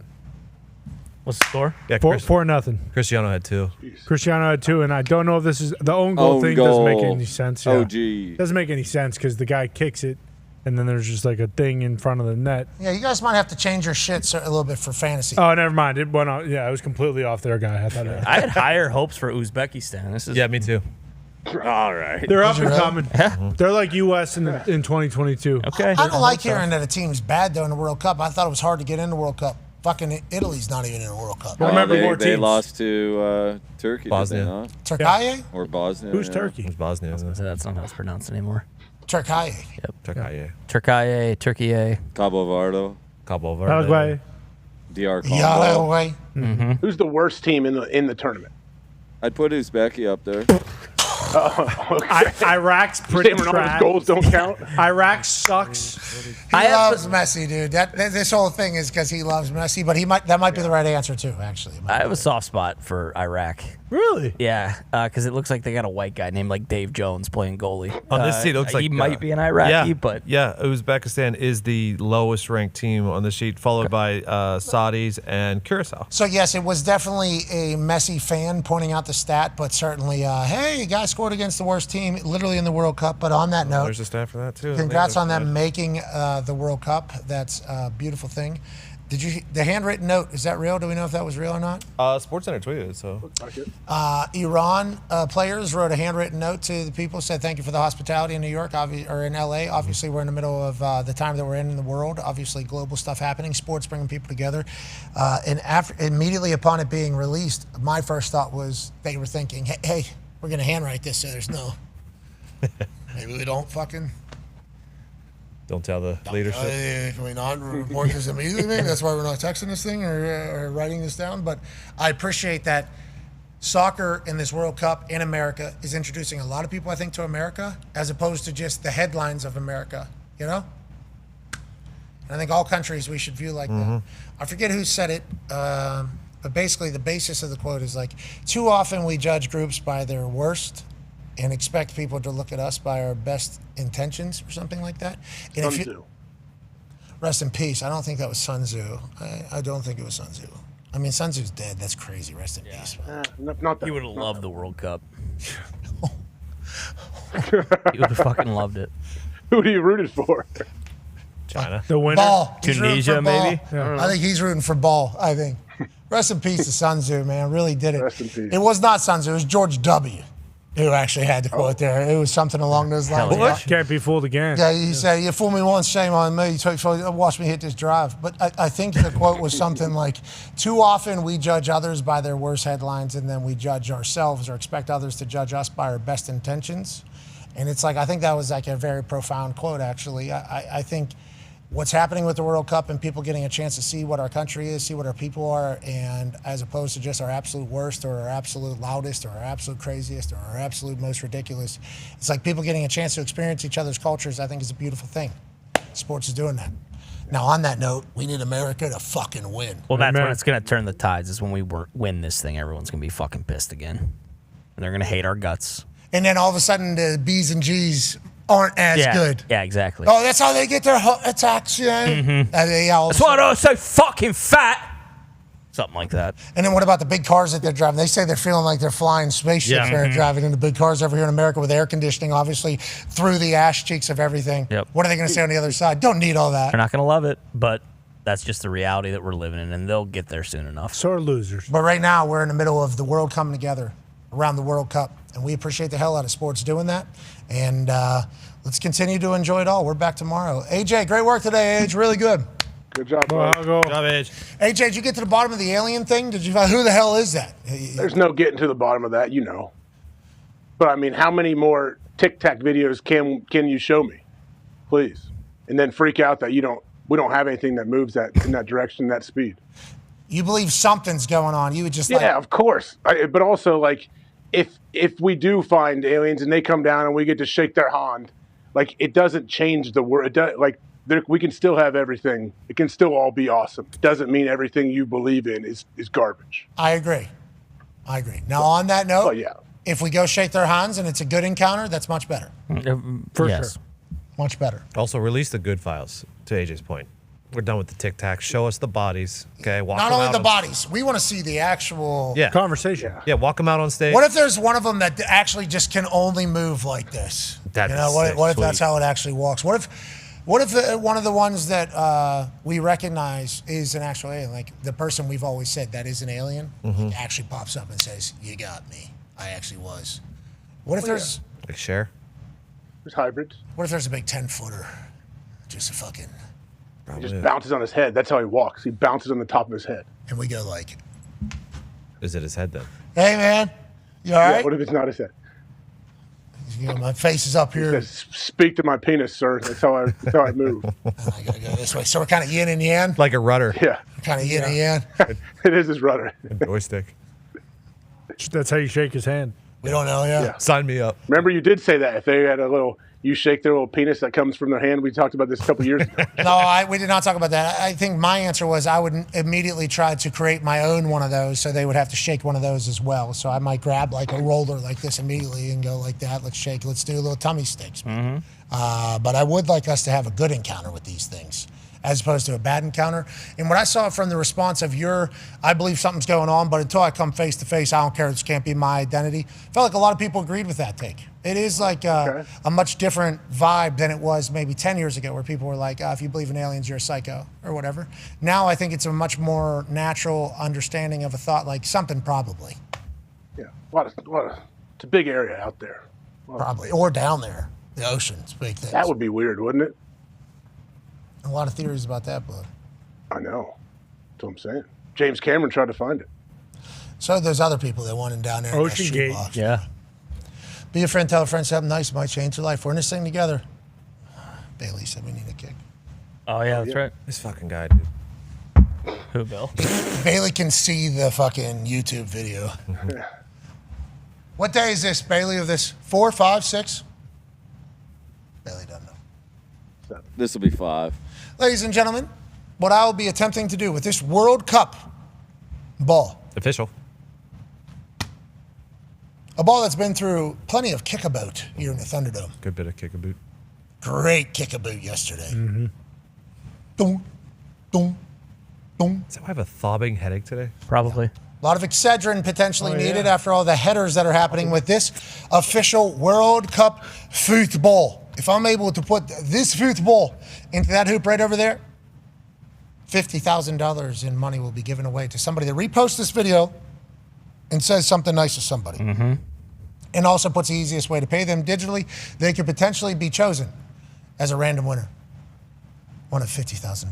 AJ, what do you think I need to think about this time as opposed to the last couple times that I've attempted this challenge? I think you just need to trust your instincts. You don't need to think about anything. Be like water. Agreed. I'm going to think about thinking about not thinking about it. Like your golf swing. Yep. Yep. Come on, walk. Here we go. Take another one. That was your worst one yet. That was terrible advice. Yeah. You did like a drop kick there, didn't you? That's what he's done every time. Oh, okay. Unbelievable. Yeah, that was bad advice. Unbelievable. Oh, he's hold it. Unbelievable. This will be the first attempt of the day, obviously. Yep.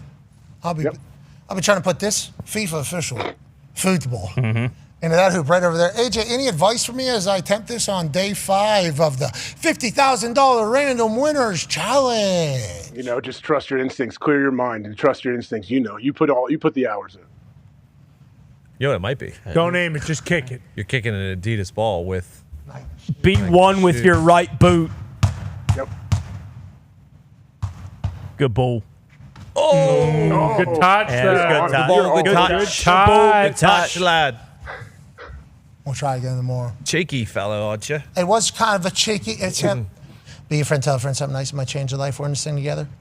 Hell yeah, sports. Hell yeah, sports. Mm-hmm. Thank all of you for being so kind and allowing us to do this for a living. If it wasn't for all of you, we wouldn't be able to have the coolest jobs on earth, living the dumbest lives of all time. We'll continue to do it for as long as you will have us.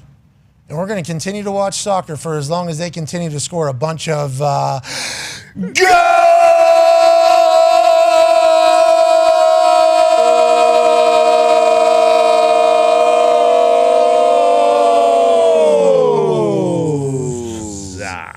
See you tomorrow. Be a friend, tell a friend something nice might change your life. We're in this thing together. Team on me, team on 3. 1, 2, 3, team. Goodbye.